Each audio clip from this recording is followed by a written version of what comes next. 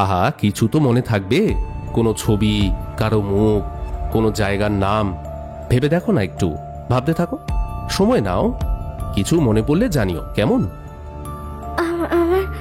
আমার খুব মাথা ব্যথা করছে, মনে পড়ছে না। এদিকে আয়। যাও মিতি, যাও, আঙ্কেল ডাকছে, ভয় পেও না, যাও। না, রেডিমেড কেনা জামা, লাভ নেই। জামাটা তো খুব সুন্দর, কে কিনে দিয়েছে? মনে পড়ছে না কিছু। কি বুঝলে কিছু? ও কিন্তু কিছুই মনে করতে পারছে না।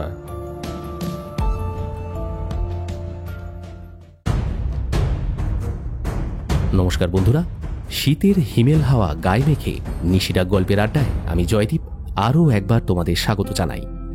আজকের গল্প সুলেখক ঋক প্রসাদ বিশ্বাসের কলমে উপেন্দা পেরু সিরিজের ডিটেকটিভ গল্প মিতি, একটি ফুলের নাম। হারিয়ে যাওয়া একটি বাচ্চা মেয়ের ঝাপসা হয়ে যাওয়া স্মৃতিতে লুকিয়ে থাকা অপরাধের জট ছাড়াতে কি সক্ষম হবে পেরু উপেন্দার জুটি? জানতে হলে শুনতে থাকো ভিন্ন স্বাদের এই গোয়েন্দা গল্প, আমাদের বিশেষ নিবেদন মিতি, একটি ফুলের নাম।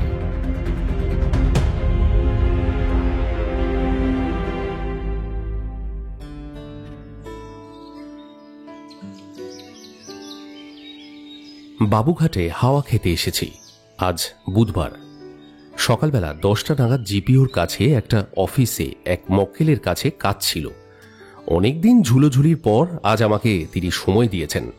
হাতে একটু সময় আছে, তাই বাবুঘাট নেমে গেলাম। এখানে একটু গঙ্গার হাওয়া খেয়ে হেঁটে চলে যাব।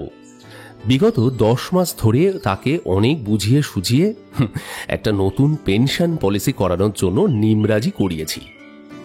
আমি যেহেতু বিমার দালালি করি, তাই মক্কেলের সইয়ের ধান্দায় ধান্দায় কলকাতার ট্রেনে বাসে ঘুরে ঘুরে আমার অধিকাংশ সময় কেটে যায়। তাই কলকাতার মানুষজন দেখি, পড়ি তাদের মুখের ভাষা, চেহারার ছাপে কি কি বৈশিষ্ট্য ফুটে উঠেছে সেসব বোঝার চেষ্টা করি। বন্ধুবর পেরুকে এই ব্যাপারে যেমন একজন বিশেষজ্ঞ বলা যায়, কিন্তু অদ্ভুত ব্যাপার, সব সময় সেই সতর্ক দৃষ্টি রাখার জন্য ও পিরাপিরি করে না, বরং অধিকাংশ ডিটেকটিভদের উল্টো পথে হাঁটে, এটা নিষেধই করে। ও যেমন একদিন বলল, আমাদের নার্ভাস সিস্টেমকে অযথা চাপ দিও না দাদা, ওই দৃষ্টিটা আনবে প্রয়োজনে, সুইচ অফ করে রাখাটাও খুব জরুরি। যেমন যারা বডি বিল্ডিং করে, শারীরিক কসরতের পর অন্তত 24 ঘন্টা রেস্ট দেয় শরীরকে, যাতে ছেঁড়া মাসেলগুলো, ফাইবারগুলো মেরামত হতে সময় পাওয়া যায়। ব্রেইনেরও সেরকমই দরকার। ওই জন্যই আর্থার কোনান ডায়াল বেকার স্ট্রিটের গোয়েন্দা কোকেনের নেশা করত, তিনি দেখিয়েছিলেন। জানতে সেটা? তাই নাকি? Sherlock Holmes? বাবা, একেবারে ড্রাগস? এটা তো জানা ছিল না পেরু। তবে ড্রাগসটা মুখ্য নয়, মুখ্য হলো এই সুইচ অফ করার ব্যাপারটা। এটা তাদের একটু লাগবেই, যাদের হিউজ এনার্জি লেভেল অ্যাটেন্ড করতে হয়, এই যেমন রকস্টার, স্টেজ অ্যাক্টর অথবা ওয়াল স্ট্রিটের স্টক ব্রোকারদের। The wolf of wall street বলছো? হলিউডের সিনেমা কবে থেকে দেখছো? দূর, ওটা আমার ফ্রেন্ড সাদা হাতির খপ্পরে পড়ে। ও আমাদের 10টা সিনেমার লিস্ট পাঠিয়েছে, বলল দেখে ফেল। আমাদের বন্ধুত্বের একটা হোয়াটসঅ্যাপ গ্রুপ হয়েছে না, ওইখানেই পেলাম আর কি।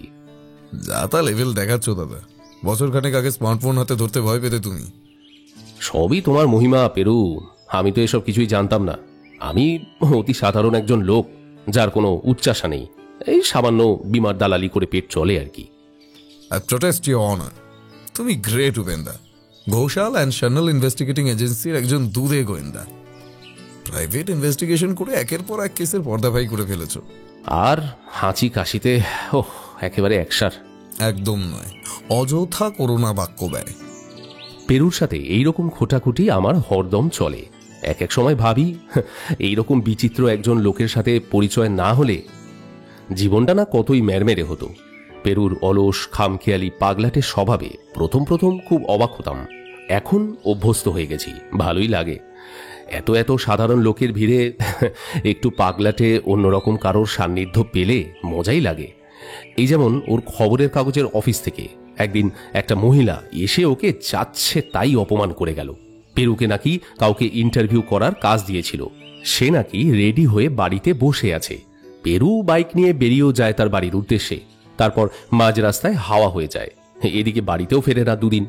আমি পরে খোঁজ পেলাম ও মাছ ধরতে রায়দিঘি চলে গেছে। এদিকে ওর সিনিয়র রিপোর্টারের চাকরি যায় যায় অবস্থা। পেরু 2 দিন পর বাসায় ঢুকলো মুখে মুচকি হাসি আর হাতে একটা অর্কিড নিয়ে। সেই খবর কোনোভাবে তার সিনিয়র রিপোর্টারের কাছে যায়। সে তারপর পেরুকে বাড়ি এসে যাচ্ছে তাই কথা শুনিয়ে গেল। স্বাভাবিক, কারণ পেরু নাকি বকখালি যাওয়া ইস্তক, তার ফোন তুলছিল না। এইসব ভাবতে ভাবতেই আর কি গঙ্গার ধারে এসে দাঁড়িয়েছি। গঙ্গার ধারে সকাল সকাল স্নান করতে যাওয়া বাচ্চা, বুড়ো, নারী পুরুষদের ভিড়। একটু দূরে কিছু নৌকো দেখলাম, গঙ্গার উপর ইতস্তত ঘোরাঘুরি করছে। একটা লঞ্চও দেখতে পেলাম হাওড়া ব্রিজের তলা দিয়ে হাওড়া স্টেশনের ঘাটের দিকে বয়ে চলেছে। গঙ্গা থেকে ফুরফুরে হাওয়া দিয়েছে খুব, সেটার ছোঁয়ায় মন প্রাণ উৎফুল্ল হয়ে উঠল। আমি প্রায় সেই পুলকে চোখ বন্ধ করে ফেলেছি, এমন সময় হঠাৎ জামায় একটা হ্যাচকা টান অনুভব করলাম। চমকে উঠলাম। টানটা আসছে আমার বাম দিকে প্যান্টের পকেটের দিক থেকে। ওইদিকে ঘাড় ঘুরিয়ে দেখলাম একটি বছর 8 মেয়ে। মেয়েটার মুখটা বেশ মায়া ভরা, দু চোখে একটা অসহায় ভাব। এই কি হয়েছে? নরম গলায় জিজ্ঞাসা করলাম। মেয়েটি তার ডান হাতটা মুখের কাছে নিয়ে একটা ইঙ্গিত করল। বুঝলাম সে ক্ষুধার্ত। আমি এইরকম শিশুকে হাওড়া শিয়ালদা স্টেশনে দেখেছি। আমাদের এই পোড়া দেশে এইরকম হাজার হাজার শিশু রাস্তা ঘাটে, ট্রেনে, স্টেশনে, ট্রাফিক সিগন্যালে ভিক্ষে করে, গান বাজনা করে উপার্জন করে। আমরা ধীরে ধীরে তাদের উপেক্ষা করার অভ্যেসও তৈরি করে ফেলেছি।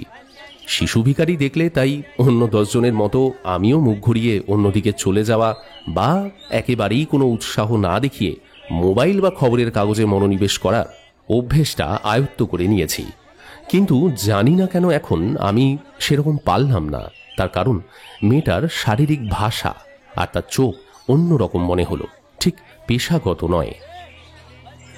কি গো, খিদে পেয়েছে? আমার প্রশ্নে সে সম্মতি সূচক মাথা নাড়ল। আমি পকেট থেকে একটা 10 টাকার নোট বার করে তার দিকে এগিয়ে দিলাম। সে নোটটির দিকে দৃষ্টিপাত করল না। তখনই দেখলাম তার পোশাক।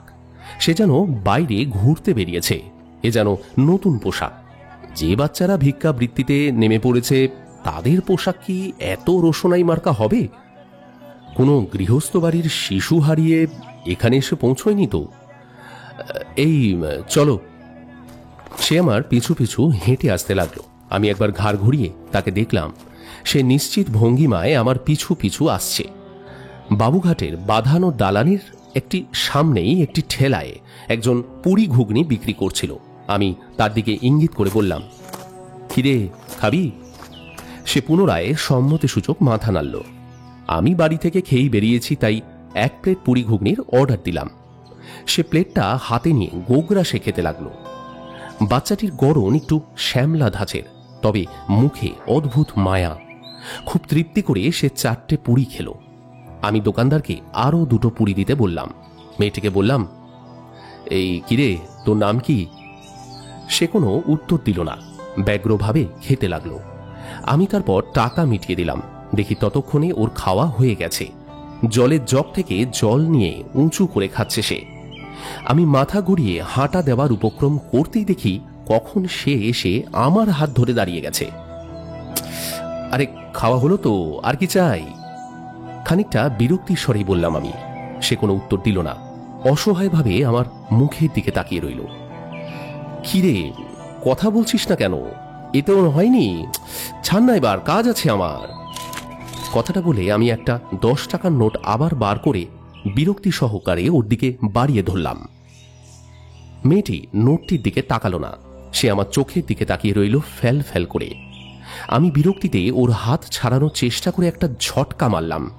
ওর হাত আমার হাতের থেকে খুলে গেল। যেমন পায়ে হঠাৎ উঠে পড়া কোনো গোবরা পোকাকে কেউ ঝটকা মেরে সরিয়ে দেয়, অনেকটা যেন সেই রকম। আমি হন্তদন্ত হয়ে হাঁটতে লাগলাম। এসব নতুন নতুন কায়দা বেশ বুঝে গেছি।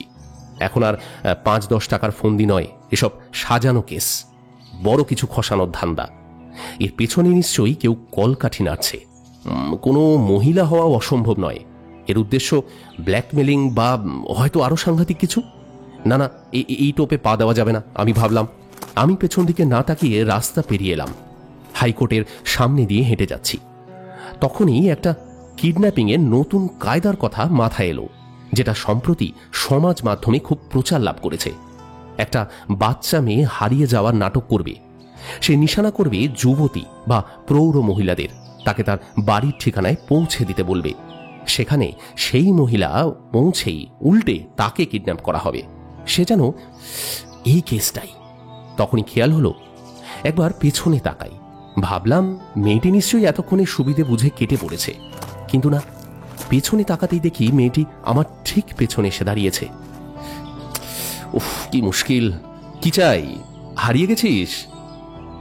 মেয়েটি আড়াআড়ি মাথা নেড়ে না বোঝালো সে হারিয়ে যায়নি। এই শোন, আমি কিন্তু পুলিশের লোক, ঠিকঠাক বল, নইলে জেলে পুরে দেব, বললাম আমি। তারপর তারস্বরে চেঁচিয়ে উঠলাম, এই কি চাই বলতো তোর? কেন পিছু নিয়েছিস আমার? বাচ্চা মেয়েটি আমার কথা শুনে চমকে উঠল, তারপর মুখ বিকৃত করে কাঁদতে লাগলো। আর তার প্রায় সাথে সাথেই হাইকোর্ট চত্বরের সামনে একগাদা লোক জড়ো হয়ে গেল। আমি বেকায়দা বুঝে মেয়েটির হাত ধরে একপাশে টেনে নিয়ে এলাম। তারপর চাপা গলায় বললাম, এই শোন, তোর বাড়ি কোথায়? কোনো উত্তর নেই। মেয়েটি ফুঁপিয়ে কেঁদে যাচ্ছে। কি মুশকিল! আরে তুই কি কাউকে খুঁজছিস? আমি ফের তাকে প্রশ্ন করলাম। মেয়েটি এবার সম্মতি সূচক মাথা নাড়ল। হ্যাঁ, সে খুঁজছে, কাউকে খুঁজছে সে। আরে কাকে খুঁজছিস? মা, বাবা, তারা কি বাবুঘাটে এসেছিল? মেয়েটি ফের নিশ্চুপ। সে তার অশ্রু ভেজা চোখগুলো দুহাত দিয়ে ডলতে লাগলো। আমি তার অশ্রু মুছতে মুছতে বললাম, ভয় পেও না, তুমি কাকে খুঁজছো বলো?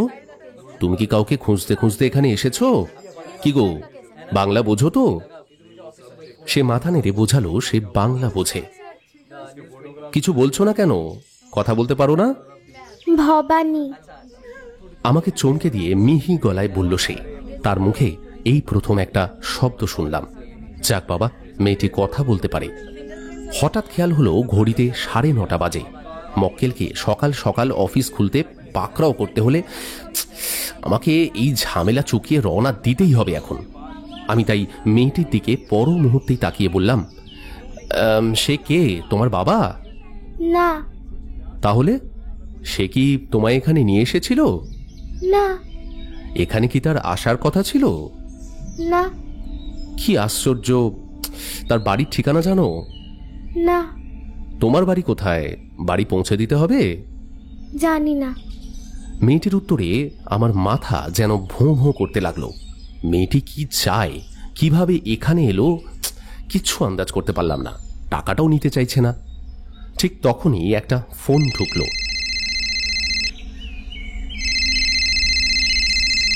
নম্বরটা দেখেই চিনতে পারলাম আমার মক্কেলের ফোন। কোথায় আপনি? আপনাকে না বললাম আমি অফিসে ঢুকে বেরিয়ে যাব, ইন্সপেকশন আছে। এই জন্য বাঙালির কিছু হয় না, আনপ্রফেশনাল। সরি স্যার, হ্যাঁ হ্যাঁ আসছি 10 মিনিট, এই তো হাইকোর্টের সামনেই আছি, যাচ্ছি। কথাটা বলতেই উনি ঘ্যাচাং করে ফোনটা কেটে দিলেন। আর ঠিক তখনই আমার মাথায় একটা বুদ্ধি খেলে গেল। আমি বাচ্চা মেয়েটার কাছে গিয়ে বললাম, এই শোনো, আমি না ভবানীকে চিনি। তুমি 10 মিনিট এখানে বসো, আমি ওই হাইকোর্টে কাজ সেরে আবার আসছি, ওকে ডেকে নিয়ে আসছি, হয়তো ওখানেই আছে, বুঝেছো?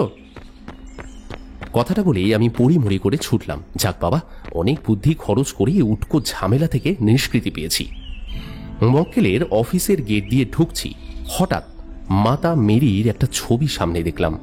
মমতাময়ী মেরি পরম স্নেহে ঈশ্বরের পুত্রকে কোলে নিয়ে জগৎ আলো করে দাঁড়িয়ে আছেন। জানি না কেন দেখে আমার বুকটা টলে উঠল। আমার পা আর সিঁড়িতে উঠতে চাইল না। বাচ্চা মেয়েটির কথা ভাবতে লাগলাম।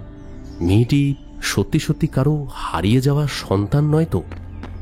এক ছুটে মক্কেলের অফিস থেকে স্ট্র্যান্ড রোডে গিয়ে উঠলাম। কাঁধের ব্যাগটা দ্রুত চালান করে দিলাম পিঠে। হন্তদন্ত হয়ে আগের জায়গায় পৌঁছে দেখলাম একটা ভিড় জমে গেছে। ভিড় ঠেলে ভেতরে ঢোকার চেষ্টা করতেই কানে এলো কেউ বলছে, এখন বিল্ডিং এর মেয়েটাকে এখানে ফেলে গেছে রে। এই ভিড়ের মধ্যে ঢুকে পড়তেই দেখলাম মেয়েটি ফের কাঁদতে শুরু করেছে। এই কিরে, কাঁদছিস কেন তুই? আমি তো বললাম আসছি। মেয়েটি আমার কথা শুনে আমার দিকে মুখ তুলে তাকালো। আরে দাদা, একা রেখে চলে গেলেন মেয়েটাকে এভাবে? পাশ থেকে একজন চিৎকার করে উঠল, আরে যেখানে যাচ্ছেন মেয়েটাকে নিয়ে যান, এখান থেকে হাওয়া হয়ে যেতে কতক্ষণ? কি কোনো প্রাইভেট কাজ ছিল নাকি? একজন হিন্দুস্থানি শ্রমিক মনে হলো কটাক্ষ করে উঠল। আমি বাচ্চা মেয়েটির দিকে হাত বাড়িয়ে বললাম, এই চলে আয়, চলে আয় তো এদিকে। সে আস্তে আস্তে চোখ মুছে আমার দিকে এগিয়ে এলো। একটু দূরেই একটা ঠেলায় একজন মিষ্টি নিয়ে দোকান দিয়েছে। আমি তাকে দু জায়গায় দুটো সন্দেশ দিতে বললাম। এই শোনো, তোমার নাম কি? বলো, ভয় নেই, আমি বকবো না, বলো। জানি না।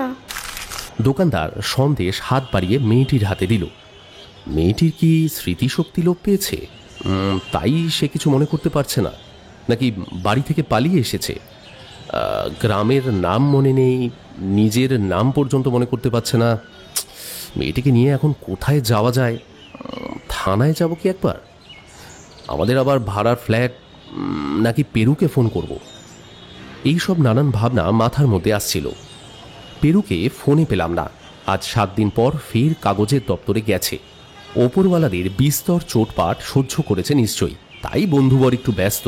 আমি ভাবলাম মেয়েটিকে নিয়ে তাই অগত্যা মক্কেলের ওখান থেকে ঘুরে ফ্ল্যাটেই যাওয়ার স্থির করলাম। এই শোনো, আমি না একটা অফিসে যাব, বুঝেছো? তুমি বাইরে একটা টুলে বসবে, কাজ হয়ে গেলে তোমাকে নিয়ে আমাদের বাড়ি যাব। বসে থাকতে পারবি তো? সে মাথা নেড়ে হ্যাঁ বলল। আরেকটা সন্দেশ নিবি? মিতি দাও। এই ওকে আরেকটা সন্দেশ দাও তো। কথাটা দোকানদারকে বললাম। তারপর ওর দিকে তাকিয়ে বললাম, এই শোনো, তোমাকে না আমি মিতি বলে ডাকবো, কেমন মিতি?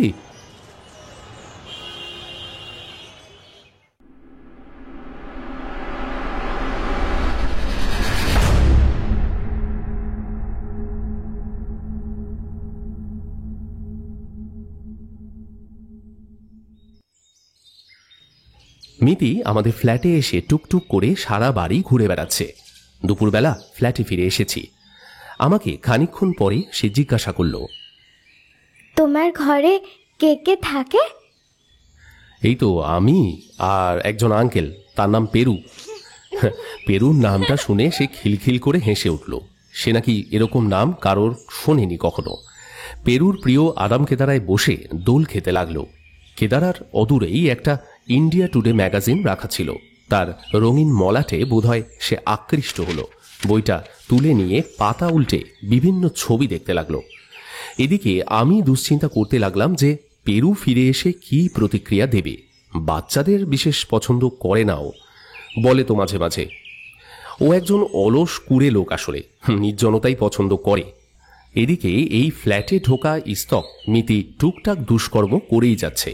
কখনো পেরুর প্রিয় পেন্টিংটার কাছে চেয়ার নিয়ে উপরে উঠে আঙুল দিয়ে কাছ থেকে নিরীক্ষণ করার চেষ্টা করছে, আবার কখনো দুর্লভ অর্কিডের গোড়া থেকে রঙিন নুড়ি পাথর তুলে নিয়ে জল দিয়ে ধুয়ে মুঠোবন্দি করছে, আবার কখনো লোফালুফি খেলছে। তুমি কিন্তু পেরু কাকু এলে শান্ত হয়ে বসে থাকবে, মনে থাকবে তো মিতি? কাকু কি খুব রাগী? হ্যাঁ, ভীষণ। দুষ্টু বাচ্চাদের কিন্তু একদম পছন্দ করে না। আচ্ছা, তোমাকে কিছু জিজ্ঞেস করলে তুমি বলবে উপেন কাকু জানে, ঠিক আছে মিতি? কথাটা বলতেই সে বাধ্য কন্যার মতো বড় করে ঘাড় নাড়তে থাকলো। গন্ডগোল তো হয়েছে ভালো রকম, সেটা আমি পেরু ঘরে ঢুকতেই বুঝতে পারলাম। একে এতদিন পর অফিস থেকে ঢুকেছে, তার উপর বিস্তর ঝড়ঝাপটা গেছে, সেটা ওর মুখ দেখেই বোঝা গেল। ঘরে ঢুকেই নিজের ব্যাগ আর মাথার হেলমেটটা খুলে রেখে আরাম কেদারায় বসল। মিতি বৈঠকখানায় একটা সোফার উপর বসে রান্নাঘর থেকে সংগ্রহ করা আলু আর পটল সাজিয়ে নিয়ে একটা গোলাকার মুখ বানাচ্ছিল। পেরু তাকে সামনে দেখেও সম্পূর্ণ অগ্রাহ্য করার ভঙ্গিতে বসে রইল, মুখে কোনো কথা নেই। তারপর পকেট থেকে মোবাইল ফোন বের করে মেসেজ দেখতে লাগলো। একসময় উঠে পড়ে টাওয়েলটা নিয়ে ওয়াশরুমের দিকে যেতেই আমার সাথে মুখোমুখি হলো। কি এই মূর্তিমান? কথাটা পেরু দাঁত খিঁচিয়ে আমাকে জিজ্ঞাসা করলো। পেরুকে এখন কি করে বোঝাবো যে ওই জন্যই আমি ওর সামনে দেরি করে এলাম। একটু ওর চোখগুলো মিতির সাথে ধাতস্থ হোক, ভাবলাম ঠিক হয়ে যাবে। আমতা আমতা করে বললাম, আসলে বাবুঘাটে পেয়েছি, নাম ধাম কিছুই বলতে পারছে না, মনে করতে পারছে না। আমাদেরই মনে হচ্ছে ওকে বাড়ি পৌঁছে দিয়ে আসতে হবে। সর্বনাশ করেছ কি? কান্নাকার বাচ্চা, তা আসার পথে কাছের কোনো থানায় দিয়ে এলেও তো পারতে নাকি? এটা মাথায় এলো না? তাই বলে একেবারে বাড়িতে নিয়ে এলে? আরে এতে কত রিস্ক জানো তুমি? কেউ যদি এসে এখন থানায় অভিযোগ করে তুমি তার বাচ্চা চুরি করেছো। এই ছাড়ো তো, কত রিস্ক আমার জানা আছে। বাচ্চাটাকে দেখি না মায়া লাগছে। পুলিশ স্টেশনে দিয়ে এলে সারা রাত ওই বেঞ্চের উপর বসে রাখতো, মশার কামড় খাবে, অক্কা পেতো বাচ্চাটা। আমি নিয়ে এলাম ওর বাড়ি খুঁজে খুঁজে যদি পৌঁছে দিতে পারি। তুমি টাইম দিতে না পারলে আমি একাই যাব, চিন্তা করো না তো। এখানে রাখার প্ল্যান করেছো নাকি? কি সর্বনাশ! আরে আমাকে তো একবার ফোন করবে। আর তোমাকে কতবার কল করেছি দেখো, তোমাকে ফোনে পাওয়া যায়? বাচ্চাটাকে ওইভাবে রাস্তায় ফেলে রেখে আসবো নাকি আমি? ঠিক আছে, যা করার আমি করছি। কথাটা বলেই পেরু ওয়াশরুমে ঢুকে গেল। খানিক পরে পোশাক পরিবর্তন করে বৈঠকখানায় এসে কাকে যেন ফোন করতে শুরু করলো। গোটা চারেক ফোন করার পর বলল, চলো বেহালা থানা। কেন, কি করবে? আর তুমি যেটা করতে পারোনি আমাকে তো সেটা করতে হবে নাকি? আমরা কিছুক্ষণ পর তিনজন প্রস্তুত হয়ে বেহালা থানায় ঢুকলাম। থানার অন ডিউটি অফিসার ফোন করলেন চাইল্ড কেয়ারে। মেয়েটির সম্পর্কে আমার থেকে বিস্তর জেনে নিয়ে একটা জিডি করে নিলেন। তারপর বললেন, মেয়েটিকে কি জমা দিয়ে যেতে চান? আমরা জেলা শিশু কল্যাণ দপ্তরের সাথে যোগাযোগ করে ওকে ওর বাড়ি পাঠানোর ব্যবস্থা করে দেব। এই মেয়ে, তোর নাম কি? মিতি মাথা নিচু করে চুপ করে রইল। সে অসহায়ের মতো আমার দিকে তাকাচ্ছে। আচ্ছা, ওকে কোনোভাবে কি আমাদের কাছে রাখতে পারি না? মানে আমাদের নাম ঠিকানা দিয়ে যাচ্ছি, চাইল্ড কেয়ারে লোকজন এলে তো আমার ওখানেই পাঠিয়ে দিতে পারবেন, তাই না? কথাটা বলায় পেরু বিরক্ত দৃষ্টিতে আমার দিকে তাকালো একবার। আমি সেটা সম্পূর্ণ অগ্রাহ্যই করলাম। দাঁড়ান, আমি কথা বলে জানাচ্ছি। আপনারা ওই বেঞ্চে গিয়ে বসুন। যা খুশি করো, আমি একটা সিগারেট খেয়ে আসছি। বলেই পেরু থানার বাইরের দিকে পা বাড়ালো। খানিকক্ষণ পরে আমায় ডেকে নিয়ে থানার অফিসার বললেন, ঠিক আছে, ওরা কাল সকালে আপনার ঠিকানায় যাবে। আপনার মোবাইল নম্বর দিয়ে যান। আর পেরুবাবু তো বিখ্যাত লোক, ডিএসপি সাহেবের সাথে পরিচয়ও আছে। সুতরাং মেয়েটির অনিষ্টরও ভয় সেরকম নেই, বরং ও আপনাদের সাথে একটু আরাম করেই থাকতে পারবে। আচ্ছা, চাইল্ড ট্রাফিকিং কেস মনে হচ্ছে। কি কুকি, তুমি কি আঙ্কেলের সাথে থাকতে চাও? মিতি আমার হাত ধরেছিল, হালকা করে মাথা দুলিয়ে সম্মতি জানালো। থানা থেকে বেরোতেই পেরুর সাথে মুখোমুখি হলাম। বললাম, থানা থেকে বলে দিয়েছে, বুঝেছো, মিতি আমাদের ওখানেই থাকতে পারে। কাল চাইল্ড কেয়ার থেকে লোক আসবে কথা বলতে। উৎকট ঝামেলা তৈরি হলো দাদা। কথাটা পেরু খানিকটা ভ্রু কুচকে অপ্রসন্নভাবেই বলল, আরে কিচ্ছু না, আমি ওকে সামলাচ্ছি, তুমি তোমার মতো থাকো না, অসুবিধে কি? আর তুমি কাজে বেরোলে কি হবে? ওকে কে দেখবে ভেবে দেখেছো? সে আমি কটা দিন ছুটি নিয়ে নিচ্ছি, তারপরেই ওর বাড়ি ঠিক খুঁজে বের করবো, অথবা ওর জন্য একটা পাকাপাকি থাকার ব্যবস্থা করবো আর কি। না, তুমি ফুল এনার্জি পেয়ে গেছো মনে হচ্ছে তো। হ্যাঁ, কোথা থেকে যে এত এনার্জি পাও? এই মিতি, কি খাবি বলতো? বেহালা থানার সামনে ডায়মন্ড হারবার রোডে উঠে দাঁড়িয়েছি আমরা। মিতিকে প্রশ্ন করলাম। মিতি একটা দিকে আঙুল দিয়ে নির্দেশ করে দেখালো। সেদিকে একটা ছেলে নানা রং দিয়ে একটা ঠেলা গাড়ি সাজিয়েছে, নানা রঙের টুনি বাল্ব জ্বলছে। এটা একটা ফালুদার স্টল, ফালুদা আইসক্রিম। মিতির চোখ আছে কিন্তু বলতে হবে, কত দূর থেকে ঠিক দেখে নিয়েছে।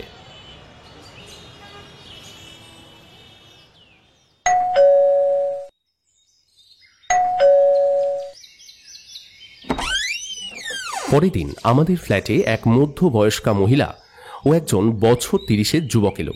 ওনারা ফোন করেছিলেন আগেই, ফোনেই বললেন যে জেলা চাইল্ড কেয়ার থেকে আসছেন। ওনাদের বৈঠকখানায় বসিয়ে আমি মিতিকে ডেকে নিয়ে এলাম। সে তখন পেরুর একটা ডায়েরি পেরে নিয়ে উত্তর আমেরিকার মানচিত্রের মতো দেখতে কোনো বিচিত্র জন্তু আঁকতে ব্যস্ত। হাত থেকে খাতাটা কেড়ে নিয়ে তাকে ডেকে নিয়ে এলাম। সে বেজার মুখে আমার দিকে তাকাতে তাকাতে ওদের সামনে এসে বসল। তারা ওকে নানান রকম প্রশ্ন করতে লাগলো। সে বেশিরভাগ প্রশ্নের উত্তরে হয় চুপ করে থাকে, নইলে বলে ভুলে গেছি। ভদ্রমহিলা একসময় হাল ছেড়ে দিলেন মনে হলো। মিতির কয়েকটা ছবি নিলেন, তারপর একটা কাগজ আমার দিকে বাড়িয়ে দিয়ে বললেন, এটা চট করে পড়ে নিয়ে সই করে নিন। কিন্তু কেস তো পরিষ্কার হলো না, বাচ্চাটি কিছুই মনে করতে পারছে না। আমার ধারণা ওকে একজন সাইকিয়াট্রিস্ট দেখানো দরকার। এতে কি আছে? বাচ্চাটাকে কদিন রাখতে চাইছেন তো? থানা থেকে তাই তো বলল। হ্যাঁ, মানে যতদিন না ওর জন্য একটা পাকাপাকি ব্যবস্থা কিছু করতে পারছি। আপনাদের সন্ধানে কোনো হোম আছে? আপাতত থাকুক, কোনো ব্যবস্থা হলে জানাচ্ছি। ওই কাগজটায় আছে আপনি এই বাচ্চাটির দায়িত্ব নিচ্ছেন। বললেন ভদ্রমহিলা।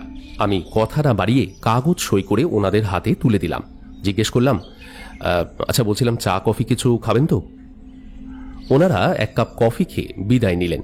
যাওয়ার সময় বললেন, আপনার এই নম্বরে ভিডিও কল হয় তো? দরকার পড়লে পাওয়া যাবে তো? হ্যাঁ হ্যাঁ একদম, কোনো চিন্তা করবেন না, মিতি এখানে ভালোই থাকবে। কথাটা বলে আমি ওনাদের বিদায় দিলাম। পেরুর ডায়েরিটা একটা বই আলমারির উপরে তুলে রাখার সময় খেয়াল করলাম পেরুর অপরাধ সংক্রান্ত বিভিন্ন খবরের কাগজের কাটিংগুলো যেখানে শেষ হয়েছে তারপরই মিতির হাবিজাবি আঁকা শুরু। পেরুর রাগে অগ্নিশর্মা হয়ে যাওয়া মুখটা কল্পনা করতে করতে ডায়েরিটা উপরে তুলে রাখলাম। আচ্ছা মিতি, তুমি তোমার সম্পর্কে একটু ভাবো তো, যা যা মনে আসছে আমায় বলো, কেমন? কথাটা আমি জিজ্ঞেস করলাম। সোফার উপরে আমি আর মিতি মুখোমুখি বসে আছি। একটু দূরেই পেরু বসে তার প্রিয় আরামকে দাঁড়ায়। এর মধ্যেই ওর ডায়েরিটা খুঁজে বের করে মিতির আঁকা উত্তর আমেরিকার ম্যাপ দেখে চোখ কপালে তুলে বলেছে, উপেন্দা, আমার ধৈর্যের পরীক্ষা নিও না। ইস, আমার নোটসগুলোর কি অবস্থা করেছে। তারপর পরম আক্রোশে কটমট করে একবার মিতির দিকে তাকিয়ে কি জানি ভাবল। মিতি গর্হিত কিছু অপরাধ হয়ে গেছে বুঝতে পেরে আমার কাছে দৌড়ে এসে বসে পড়েছে। মনে পড়ছে না। আহা, কিছু তো মনে থাকবে, কোনো ছবি, কারো মুখ, কোনো জায়গার নাম ভেবে দেখো না, একটু ভাবতে থাকো, সময় নাও, কিছু মনে পড়লে জানিও, কেমন? আমার কথায় মিতি অপরাধীর মতো মুখ করে ভাবতে লাগলো। মাথা নিচু করে অনেকক্ষণ বসে থাকার পর বলল, আমার খুব মাথা ব্যথা করছে, মনে পড়ছে না।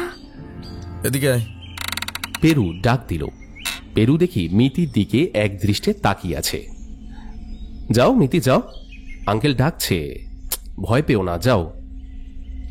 আমার কথায় মিতি ভয় ভয়ে পেরুর কাছে গিয়ে দাঁড়াতেই পেরু তার হাত ধরে ঘুরিয়ে দিল। তারপর ও জামার পিছনের দিকে, জামার উপরের দিকে স্টিকারটা দেখার চেষ্টা করলো। বলল, না, রেডিমেড কেনা জামা, লাভ নেই। জামাটা তো খুব সুন্দর, কে কিনে দিয়েছে? মিতি কোনো উত্তর দিল না। তারপর কিছুক্ষণ পরে মাথা নিচু করে বলল, মনে পড়ছে না কিছু। কি বুঝলে কিছু? ও কিন্তু কিছুই মনে করতে পারছে না। চালকেয়ার থেকে লোক এসেছিল, কি বললো? ওরা আপাতত আমাকে দিয়ে সমস্ত কাগজপত্র সই করিয়ে নিয়ে গেছে। ওকে মনে হচ্ছে একজন সাইকিয়াট্রিস্ট দেখাতে হবে। তা তোমার চেনা জানা ভালো কেউ আছে? দেখছি আমি। কিছুক্ষণ পর পেরু ওর ঘর থেকে একটা ক্যারি ব্যাগ নিয়ে বৈঠকখানায় ঢুকলো, যেটা ও আজ কাজ থেকে ফেরার সময় হাতে নিয়ে বাসায় ঢুকেছিল। প্যাকেটটা খুলে বের করলো একটা ঝলমলে ফ্রক আর বাড়িতে বাচ্চা মেয়েদের পরার দুটো সুতির জামা। প্যাকেট খুলে বেরোলো একটা গামছা, একটা ছোট টুথপেস্ট আর একটা হাওয়াই চপ্পল। তারপর মিতির দিকে তাকিয়ে বলল, এগুলো দেখে উৎফুল্ল হওয়ার কিচ্ছু নেই। আমার ডায়েরিতে হাত দিলে এমন গাঁটটা খাবে না, সাথে সাথে কান ধরে বার করে দেবো এই বাড়ি থেকে। তুমি কত ওকে বার করতে পারবে দেখতেই পাচ্ছি। মুচকি হেসে কথাটা বললাম আমি। মিতি ঝলমলে ফ্রকটা হাতে করে তুলে নিয়ে দৌড়ে গিয়ে আমার ঘরে গিয়ে ঢুকলো। বোধহয় এখনই ড্রেসটা ট্রায়াল দিতে চায়। মিতিকে রাতে আমার ঘরে রাখার ব্যবস্থা করা হয়েছে। এই ফ্ল্যাট বাড়িতে আমার আর পেরুর আলাদা ঘর আছে। আমি ওকে আমার ঘরে রাতে ঘুম পাড়িয়ে নিজে শিবরাম চক্রবর্তীর হর্ষবর্ধন গোবর্ধনের একটা ডুয়েলে ডুবে গেছি। তখনই খেয়াল হলো পাশের ঘুমন্ত মিতির দিক থেকে যেন একটা শব্দ আসছে। না না না, ওকে মেরো না, ওকে মেরো না। কথাটা শুনে আমি চমকে উঠলাম। মিতির গলায় প্রবল আকুতি, সুগভীর যন্ত্রণায় সেই গলা যেন ছিঁড়ে যাচ্ছে। তাকে আর 8 বছরের বাচ্চা মেয়ে বলে মনে হচ্ছে না, মনে হচ্ছে পরিণত কণ্ঠের এক নারী। ছেড়ে দাও, সুভাষ, সুভাষ, ছেড়ে দাও, ছেড়ে দাও। তারপর অতর্কিতে গোয়াতে শুরু করলো মিতি, সাথে ফুঁপিয়ে কান্না। আমি হতভম্ব হয়ে ওর দিকে তাকিয়ে রইলাম। এই মিতি, মিতি, কি হয়েছে? আমার ধাক্কা খেয়ে ও ধরফর করে উঠল। তারপর বিস্ফারিত চোখে জোরে জোরে নিঃশ্বাস নিতে থাকলো। কি হয়েছে মিতি? কোনো স্বপ্ন দেখেছিলে? পাশে রাখা জলের বোতলের ছিপি খুলে ওর দিকে বাড়িয়ে দিয়ে বললাম, এ নাও একটু জল খাও, ঘুমানোর চেষ্টা করো, কেমন? আর জাগতে হবে না, শুয়ে পড়ো, ভয় পেও না। মিতি কোনো কথার উত্তর না দিয়ে জল খেয়ে আবার শুয়ে পড়ল।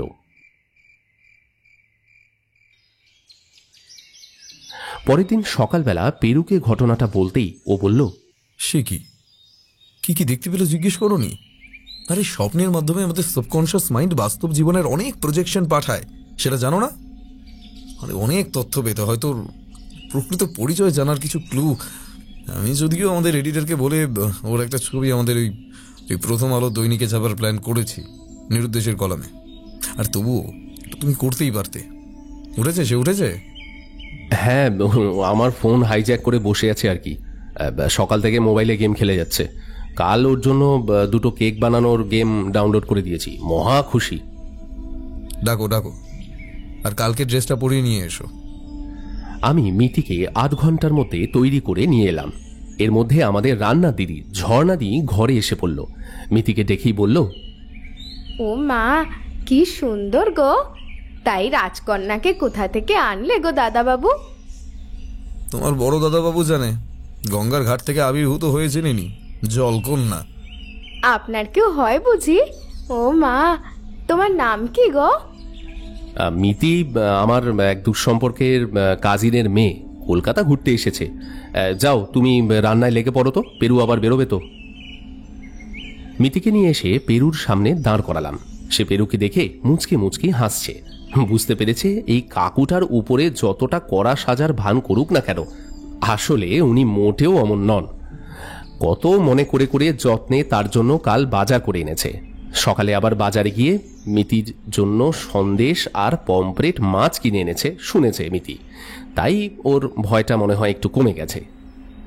এই মেয়ে, কাল স্বপ্ন দেখে কাঁদছিলে কেন আমায় বলো।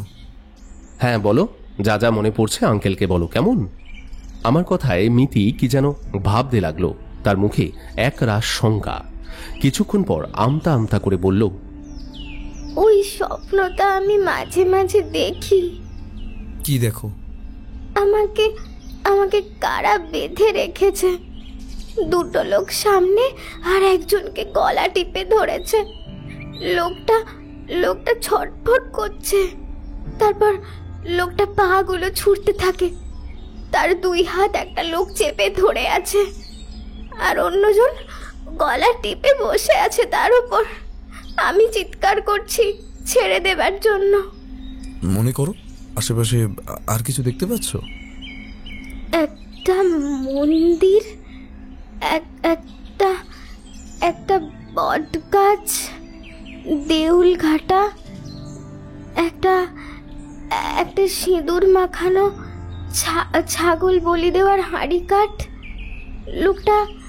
লোকটা পা ছুটতে ছুটতে একসময় শান্ত হয়ে গেল। সুভাষ। মিতি ওই নামটা চিৎকার করে বলল। তার পর মুহূর্তেই সংজ্ঞাহীন হয়ে মেঝেতে লুটিয়ে পড়ল। আচ্ছা, ওকে একটু রেস্টে রাখুন, এমন কিছু বলবেন না যাতে ওর মাথায় স্ট্রেস পড়ে, বললেন ডাক্তারবাবু। আমরা মিতিকে নিয়ে একজন সাইকিয়াট্রিস্টের কাছে এসেছি। কি বুঝছেন? এটা তো স্বাভাবিক মনে হচ্ছে না। হ্যাঁ, মেয়েটির কোনো ট্রমাটিক হিস্ট্রি থাকলেও অবাক হওয়ার কিছু নেই। আমি কাউন্সেলিং করলাম, ওর মধ্যে কিছু অদ্ভুত আচরণ লক্ষ্য করলাম। মোদ্দা কথা, খুব মেন্টালি ডিস্টার্বড অবস্থায় আছে। আমি হালকা ঘুমের ওষুধ কিছু দিয়েছি। রেস্ট পেলে আচরণগুলো আস্তে আস্তে কমে যাবে আশা করি। মেয়েটিকে বাবুঘাটের সামনে পেয়েছেন তাই তো বললেন? হ্যাঁ ডাক্তারবাবু, এক এক সময় কথা খুব কম বলে, আবার এক এক সময় জানেন তো খুব দুরন্ত, আবার ঘুমের মধ্যে কী সব বিড়বিড় করে বুঝতে পারছি না। আচ্ছা, ও যে বিড়বিড় করে এই কথাগুলো বা ঘটনাগুলো, সেগুলো কি সব বিচ্ছিন্ন না একে অপরের সাথে কোনো যোগ আছে, বুঝতে পেরেছেন? না, ততটা তো খেয়াল করিনি, দেখি আবার হলে না হয় খেয়াল রাখবো। ঠিক আছে, আপাতত এই ওষুধ চলুক, সপ্তাহ 2 পর আবার নিয়ে আসুন। আমরা উঠে পড়লাম। বাড়িতে ফেরত আসার পর পেরু নিজের আরাম কেদারাটা জানলার কাছে টেনে নিয়ে গিয়ে একটা সিগারেট ধরালো।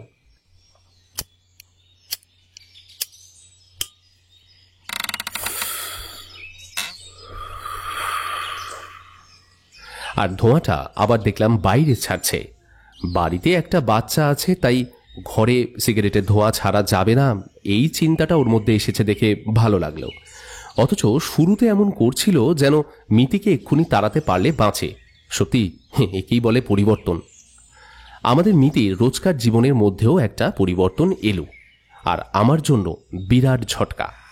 যখন পরের দিন পেরু অফিসে বেরিয়ে যাওয়ার পর আমি সকালের বাজার করে নিয়ে এলাম, এসে দেখলাম ঘর খালি।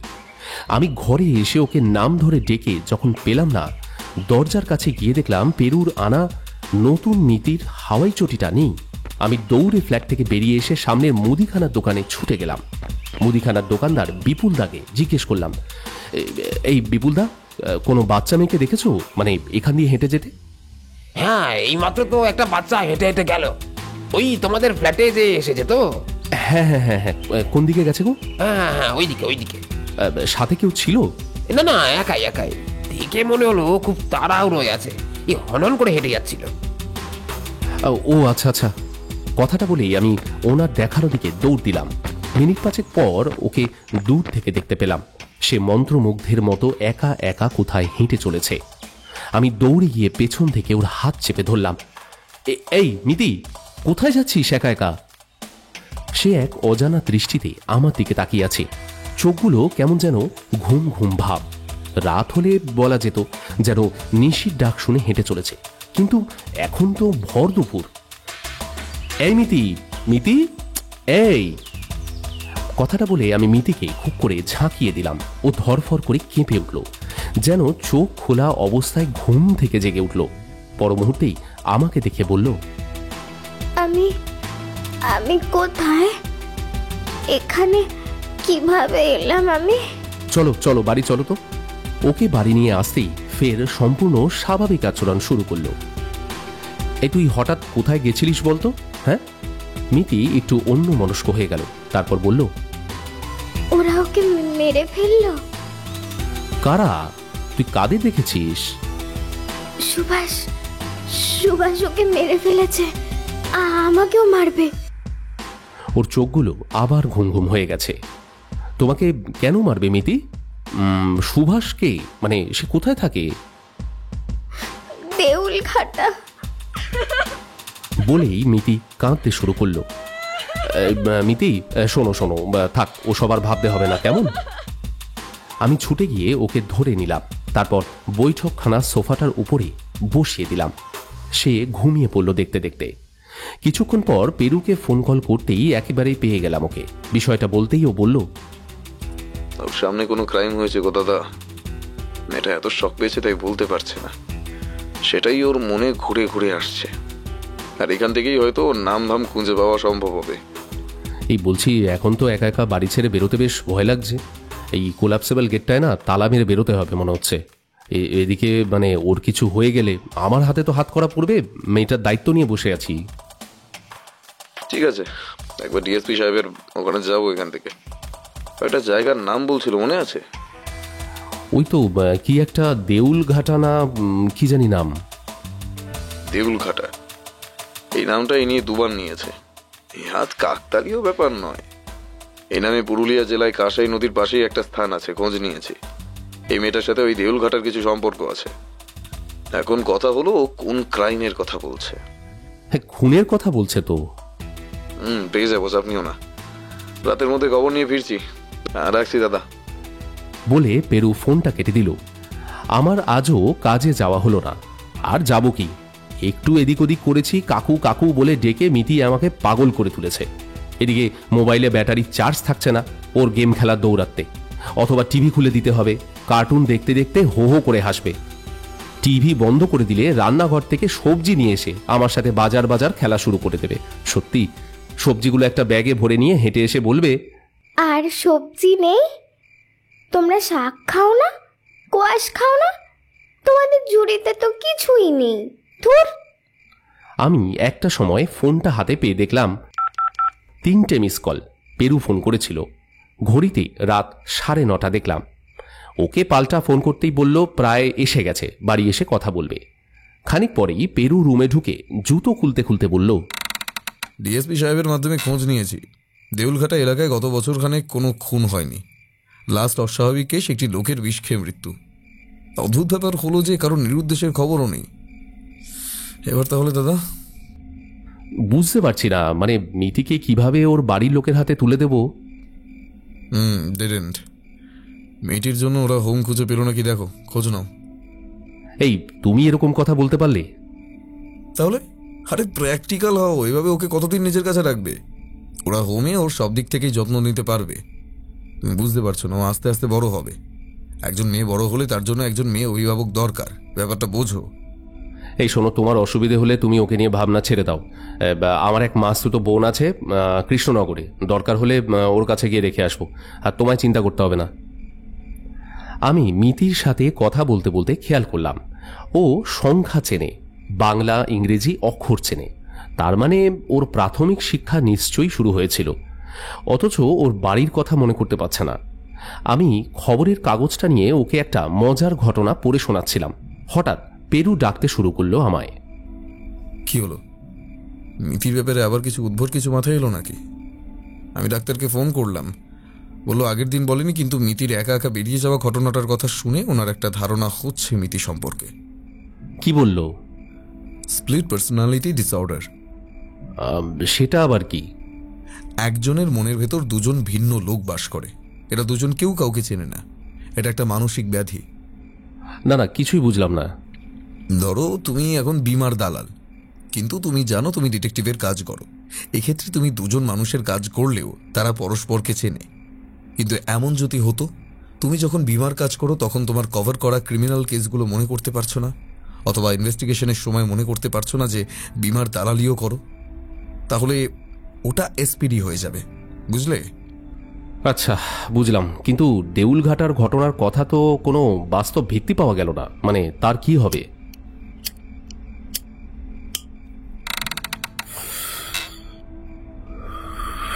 সেটাই তো ভাবাচ্ছে গো দাদা। একটা সিগারেট ধরিয়ে বলল পেরু। তাহলে আর কি, মিতি মেডিসিন খেতে থাকুক, ঠিক হয়ে যাবে। যেদিন ওর বাড়ির কথা মনে পড়বে ওকে বাড়ি দিয়ে আসবো। আর কথা দিচ্ছি, বাচ্চাকে মা বাবার থেকে আলাদা করে রাখার ইচ্ছে আমার একদমই নেই। তবে আমি না অন্যরকম একটা প্ল্যান ভাবছি। কি সেটা? বলছিলাম তোমার বানর সেনাকে কাজে লাগাবে নাকি? না, দেউলঘাটা যাচ্ছি আমরা, কাল নয় পরশু। কালকে কাগজের দপ্তরে আর্টিকেলটা জমা দিয়ে দিন চারেকে ছুটি নিতে হবে। আমার একজনের থেকে একটা গ্যাজেট নিতে হবে। দেখি কাল পেয়ে গেলে ভালো, নইলে আরো একদিন পিছিয়ে দেব। তোমার এখন বাইরে বেরোতে অসুবিধে নেই তো? না, একদমই না। আর আচ্ছা, ওকে এখন বেশি ডিস্টার্ব করো না, যা হবে ওখানে গিয়েই হবে। আবার তো বাচ্চাটাকে একটু মেন্টাল রেস্ট দাও। হাত বাড়িয়ে জানলার বাইরে সিগারেটের ছাই ঝাড়তে ঝাড়তে কথাটা বলল পেরু।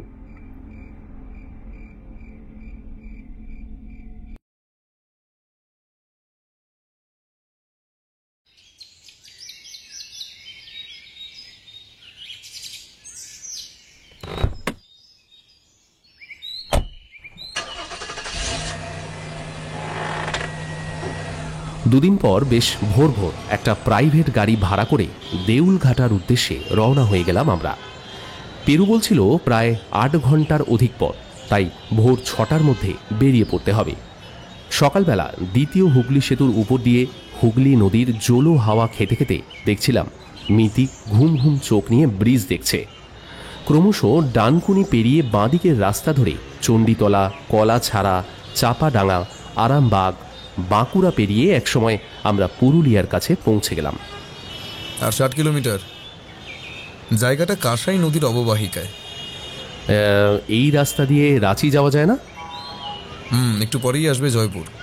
জয়পুর থেকে রাঁচি রোডের উপরে মোটে 30 কিলোমিটার গেলেই পৌঁছে যাব আমরা। আর মোটে, সকাল থেকে তো যাচ্ছি যাচ্ছি, রাস্তা যে কখন শেষ হবে বাবা। উফ! তুমি কিছু চিনতে পারছো মিতি? মিতি আপন মনে বাইরের লাল মাটির পথঘাট দেখছে।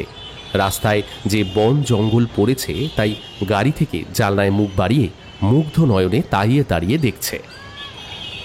ও এখন প্রকৃতি দেখতে ব্যস্ত। কথাটা বলেই আমি মিতির মাথায় আঙুল দিয়ে একটা টোকা মারলাম। ও বিরক্ত ভঙ্গিতে আমার দিকে ঝটকায় মুখ ঘুরিয়ে বলল, উফ, খালি জ্বালাতন করে। রাস্তায় একটা ছোট্ট খাবার হোটেল পড়ল, আমরা ওখানেই দুপুরের খাবার খেয়ে নিলাম। আমি হাত ধুতে ধুতে পেরুকে জিজ্ঞাসা করলাম, আচ্ছা আমরা কি আজই ফিরে যাব নাকি থাকার প্ল্যান আছে তোমার? জয়পুরে থাকার ব্যবস্থা আছে। আমার অফিসের এক কলিগের মেশো থাকে বরম গ্রামে, ওখানে একবার যাব ভাবছি। জায়গাটা ঘুরে দেখাই মিতিকে। কিছু সুবিধা হলেই ভালো, নইলে কাল দুপুর দুপুর ফেরার পথে যাত্রা। আচ্ছা বেশ। খাওয়া শেষ করে আমাদের গাড়ি ছুটে চলল দেউলঘাটার উদ্দেশ্যে। ঘড়ির কাঁটা যখন প্রায় 2:45, পেরু ফোন করলো কাউকে, সম্ভবত ওর অফিসের সহকর্মী। তার থেকে দিক নির্দেশনা নিয়ে একটা গ্রাম্য ফাঁকা মাটির রাস্তা দিয়ে আমাদের গাড়ি একটা বসতি এলাকায় এসে পড়ল। চারিদিকে মাটির বাড়ি, তার মধ্যে দু একটা পাকা বাড়ি মাথা তুলে দাঁড়িয়ে আছে। গ্রামের রাস্তায় দেখলাম ফুটে আছে আকন্দ, ধুতুরা, এই সমস্ত ফুল। পেরু এই গ্রাম্য পথ বেয়ে হেঁটে আসা এক ধুতি পরা খালি গায়ে হুঁকো হাতে বৃদ্ধকে একজনের নাম বলল। তিনি একটা দিক নির্দেশ করলেন।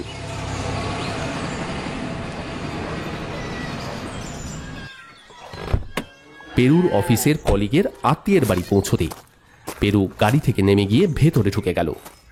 বাড়ি থেকে বেরিয়ে এলেন এক বৃদ্ধ ভদ্রলোক।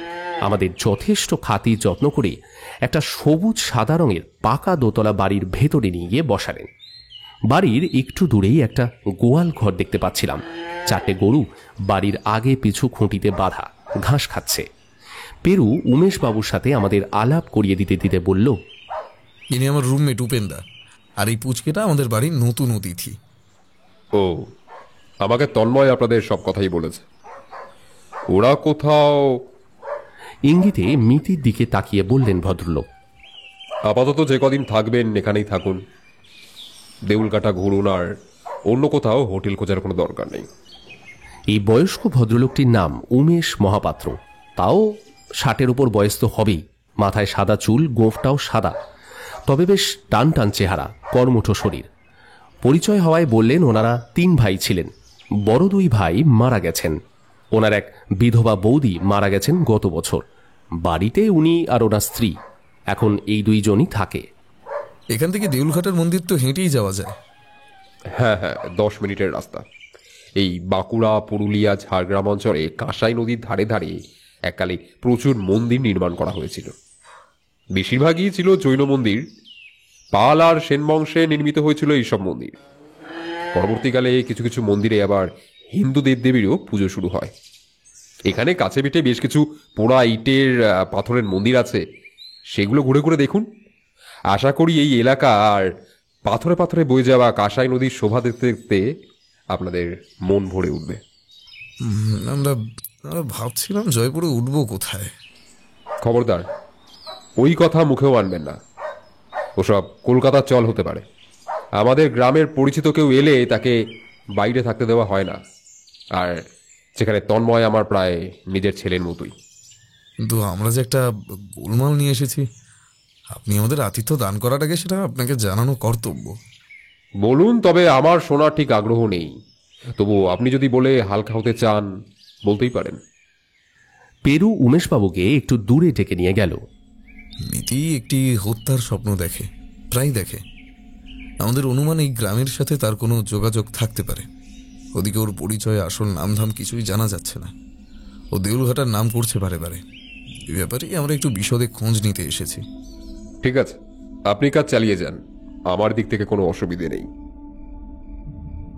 বিকেল প্রায় নেমে এসেছিল।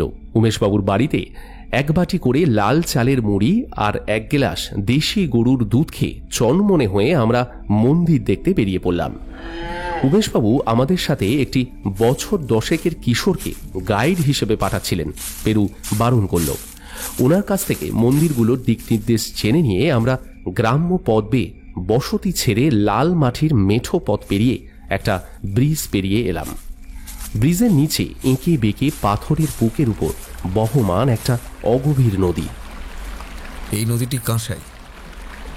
ব্রিজটা পেরিয়ে একটু এগিয়ে একটা মাটির রাস্তা, নদীর তীরে একটি গাছগাছালি ঘেরা এলাকার মধ্যে ঢুকে পড়লাম আমরা। দূর থেকে প্রকাণ্ড লম্বা একটা মন্দির দেখা গেল। তার উপরটা খাড়া উপরে উঠে গেছে, যেন একটা স্তম্ভের মতো, আর মাথাটা মোড়ানো, গোলাকার।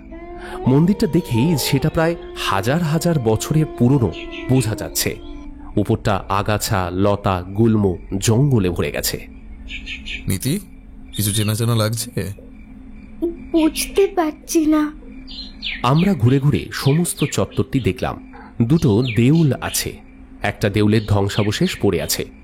আমরা পুরো এলাকাটা মিতিকে ভালো করে ঘুরে ঘুরে দেখালাম, কিন্তু তার বিশেষ কিছুই মনে পড়ল না। না, ব্যাপারটা কাকতালীয় হতে পারে, অথবা কেউ ওকে দেউল ঘাটার নাম করেছে হয়তো, সেখান থেকেই হয়তো ওর মনে নামটা গেঁথে গেছে। আমরা ফেরার পথে মিনিট 5 এই স্থানটি ছেড়েছি। রাস্তার বাঁ দিকে পড়ল একটা ছোট্ট সাদা রঙের মন্দির। এটা কোনো প্রাচীন মন্দির নয়, আধুনিককালের তৈরি মন্দির। ভেতরে কোনো লোক নেই। লোহার গেটে একটা তালা ঝুলছে, সামনেই প্রণামীর বাক্স। বোঝাই যাচ্ছে যারা ওই জোর দেউল মন্দির দেখতে আসে তারা হয়তো এই মন্দির দর্শন করে প্রণামী দিয়ে যায়। পেরু একটু এগিয়ে গেছিল। আমি মিতিকে বললাম, এই মন্দিরটা দেখেছিস, চল ভেতরটা দেখে আসি। বলেই মিতিকে নিয়ে লোহার গেটের কাছে গিয়ে দাঁড়ালাম। আমি ভেতরের দিকে নজর দিতেই সিঁদুরে রাঙানো একটা রুদ্র চণ্ডী মূর্তি নজরে এলো। একটু এগিয়ে গেলাম। আমি দুহাত জড়ো করে মাথায় ছুঁয়েছি। চমকে দেখি মিতি একটু পেছন থেকে রেলিং ধরে কাঁপতে শুরু করেছে। ওর আঙুল ডান দিকে একটা লম্বা খাড়া হাঁড়ি কাঠের দিকে। ওর বিলম্বিত কথা আর বিস্ফারিত চোখে চিৎকার শুনে আমার হৃৎপিণ্ড বন্ধ হয়ে যাওয়ার জোগাড় হলো। বলি বলি, এখানে এখানে আমাকে বলি দিয়েছে ওরা। দাদা ধরো ওকে! পেরু চিৎকার করে উঠল। তারপরই অকস্মাৎ মিতি একটা নিষ্প্রাণ দেহের মতো সংজ্ঞাহীন হয়ে পাশের ঘাস জমির উপর উল্টে পড়ার উপক্রম করলো। পেরু দৌড়ে এসে পেছন থেকে চাপটে ধরল ওকে। জল জল জল দেখো! জলের ঝাপটা দিতে দিতে প্রায় মিনিট 10 পর মিতির হুঁশ ফিরল। আমরা ততক্ষণে ওকে ধরে অনতি দূরে একটা বাঁধানো বেদির উপর নিয়ে বসিয়েছি। সে পিটপিট করে চোখ খুলে তাকালো। চোখে মুখে তখনও অজানা আতঙ্ক। মুখটা শুকিয়ে একটুকু হয়ে গেছে। আমি ওকে বললাম, কি বলছিলি রে মিতি, কি হয়েছে? থাক, এখন বাদ দাও, খুব শখে আছে, চলো ফিরে যাই, পরে এসব কথা হবে। আমরা উমেশ বাবুর বাড়িতে ফেরত এলাম একটু পরে। পেরু ওনাকে জিজ্ঞাসা করল, জোর দেউলের দিকে যেতে একটা ছোট্ট মন্দির পড়ে, ওখানে কি কখনো কোনো হত্যা হয়েছিল? উমেশবাবু একটু ভাবলেন, তারপর বললেন, অনেক আগে ওখানে বৈশাখ মাসে আর শ্রাবণ মাসে সংক্রান্তিতে বলি হতো, নরবলি। সে অনেক আগে হয়ে থাকতে পারে। এখানে মাঝে মাঝে তান্ত্রিকেরা আসে যায়। গ্রামের মোড়লদের কাছে আরো পাকা খবর পাওয়া যাবে। এখন যাওয়া যাবে কারো কাছে? হ্যাঁ, চলুন না। এরপর গ্রামের মধ্যে 7-8টা বাড়ি পেরিয়ে একটা টালির ভগ্নপ্রায় ঘরে এসে ঢুকলেন। এক বৃদ্ধ বসে আছেন খাটে, পাশে একটা লাঠি আর হুঁকো। বিছানার উপর একটা বই, সর্বদর্শন সংগ্রহ। উমেশবাবু আমাদের আলাপ করাতেই উনি রাশভারী গলায় বলে উঠলেন, এই রার বঙ্গভূমি পণ্ডিতদের ভিটা, বড় শান্তির জায়গায় ভূমি। তোমরা ঘুরতে ঘুরতে এক অসাধারণ জায়গায় এসেছো। এই এলাকা ঘুরলেই মনের মধ্যে সেই পরিবর্তনটা অনুভব করতে পারবে। কিন্তু খুড়ো, আমরা যে একটু দরকারে এসেছি আপনার কাছে। আচ্ছা, এই এলাকায় কি আগে নরবলি হতো? ওনার দিকে তাকিয়ে কথাটা জিজ্ঞাসা করল পেরু। হ্যাঁ, অনেক আগে কিছু হয়েছে, সবই সন্তান সৌভাগ্যের লোভে। কিন্তু নিম্নস্তরের সাধকরা এসব যজবানদের ভুল বুঝিয়ে করত। মূল মন্দিরে ওসবের চল ছিল না আমার জ্ঞানত। আপনার মনে আছে এরকম কোনো বলির ঘটনা জোর দেউলের দিক যাওয়ার রাস্তায় রণচণ্ডী মন্দিরে? ঠিক তখনই একটা শব্দ হলো, আর সেই ঘরে আনুমানিক একটি বছর 35-এর কোকড়া চুলের লোক খোঁড়াতে খোঁড়াতে এসে ঢুকল। তার হাতে একটা বিড়ি ধরা। সে আমাদের দেখে সম্পূর্ণ অগ্রাহ্য করার ভঙ্গিতে টেবিলে কি জানি একটা খুঁজতে লাগলো। তারপর একটা কটাক্ষ ছুড়ে দিল খুঁড়োর উদ্দেশ্যে। আবার সন্ধ্যেবেলা লেকচার দেওয়া শুরু করলে কাকা? কে তোমায় এত পাত্তা দেয় বাবা? একটু ট্যাক্স বাঁধাতে পারো, আমাদের 2 পয়সা কামাই হয়। তারপরই সে টেবিল হাতরে একটা দেশলাই উঠিয়ে নিল। তারপর খুঁড়োর দিকে তাকিয়ে একটা চুঁ শব্দ করে খোঁড়াতে খোঁড়াতে ঘর থেকে বেরিয়ে গেল। আমি জিজ্ঞাসা করলাম, আচ্ছা, এই ছেলেটি কে? প্রহ্লাদ, খুড়োর ভাগ্নে। নিজের ছেলেপুলে নেই, ওই এক ভাগ্নেই আছে। অকর্মার ঠেকি, বাপ মরার জন্য তো ওত পেতে বসে আছে। মরলেই যে সম্পত্তি পাবে, সারাদিন তো জুয়া আর ভাকুকেই সব উড়িয়ে দেবে। কথাটা যেন বিরক্তির সাথেই বললেন উমেশবাবু। কি ব্যাপারটা কি? এই বাচ্চাটা স্বপ্নে দেখেছে এই জায়গাটা। এখানে নাকি বলি হয়েছে, সেটাও নাকি আজ বলেছে। আরও বক্তব্য আছে, সেটা যদিও দুঃস্বপ্ন বলেই মনে হচ্ছে।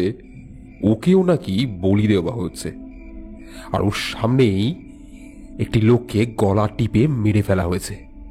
না, ঘাড় নাড়ালেন খুড়ো। এইরকম কোনো ঘটনা এই গ্রামে তো ঘটেছে বলে মনে করতে পারছি না।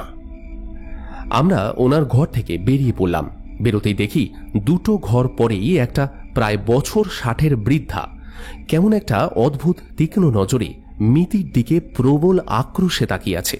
সেই চাউনিটা আমার একদম ভালো লাগলো না, যেন জ্বলন্ত দৃষ্টিতে কোনো পেতনি তাকিয়ে আছে মিতির দিকে। মিতি ওর দিকে তাকিয়ে ভয় পেয়ে আমার কাছে দৌড়ে এসে হাত ধরল। আচ্ছা উমেশবাবু, এই বুড়িটাকে? তনিমা, খুড়োর বোন, পাক্কা বদমাইশ আর ভীষণ ঝগড়ুটি। খুড়োর ঘরে লোক ঢুকলেই ভাবে এই কেউ ওর ঘর থেকে সম্পত্তি লিখিয়ে নিতে ঢুকলো। পাড়ার কারোর সাথে সেরকম বনিবনা নেই। আমরা উমেশবাবুর দালান বাড়িতে ঢুকতে ঢুকতে রাত হয়ে গেল। আমাদের ড্রাইভার বিপ্লব দেখলাম তারই মধ্যে পাড়া ঘুরে বেরিয়ে এসে ঘরে ঢুকছে। তাকে এই বাড়ির একটা কোণে একটা থাকার জায়গা করে দেওয়া হয়েছে। গ্রাম দেখে সে আহ্লাদিত। গ্রামের লোকজনের খুব কৌতূহল, এই বাচ্চাটা কে, কি কারণে এখানে আমরা এসেছি, সব কুটিয়ে কুটিয়ে জানছে। কথাটা বলল বিপ্লব। বিপ্লব পেরুর অফিসে কাজ করে। পেরুর সাথে প্রায় দাদা ভাইয়ের সম্পর্ক। তুই আবার সব বলে দিসনি তো? মিতিকে সব ঝেঁকে ধরবে তো? না না, তবে ওরা কিছুটা আন্দাজ করেছে, কিভাবে জানি না। এই বাচ্চাটা যেন কেমন কেমন, ওরা নাকি দেখেই বুঝেছে। কি বলবেন বলুন? বিপ্লব, কাল 9:30টার মধ্যে রেডি হয়ে নিবি, একটা জায়গায় বেরোবো। কোথায়? Police station?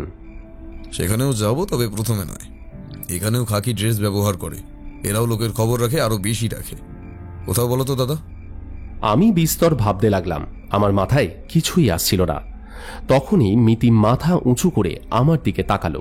তারপর ওর মুখটা চুপি চুপি আমার কানের কাছে নিয়ে এসে বলল, আঙ্কেলকে বলে দাও পোস্ট অফিস।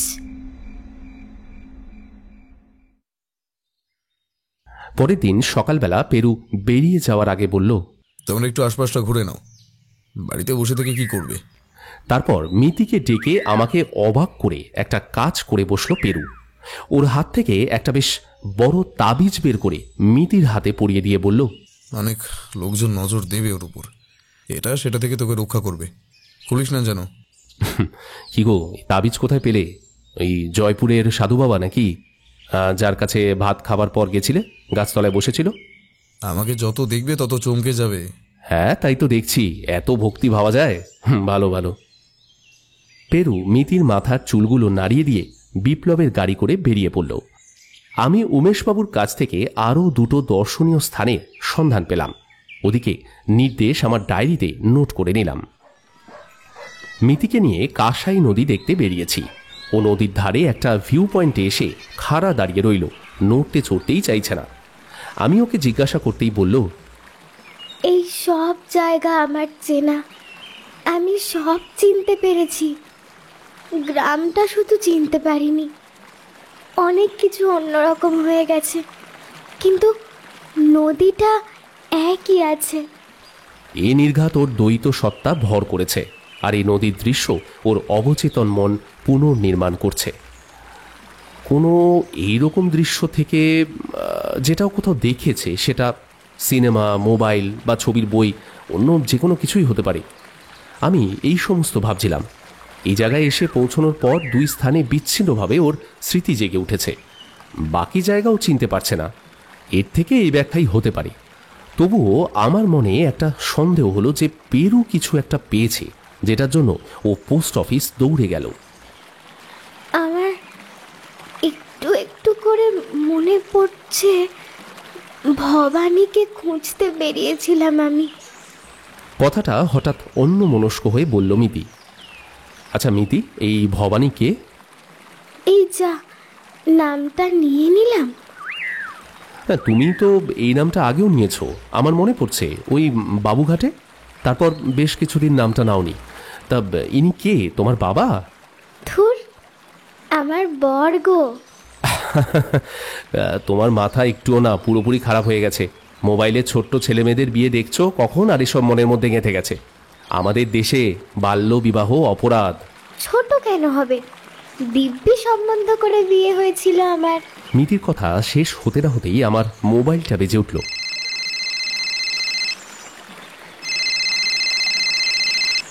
পকেট থেকে মোবাইল বার করে দেখি পেরুর ফোন।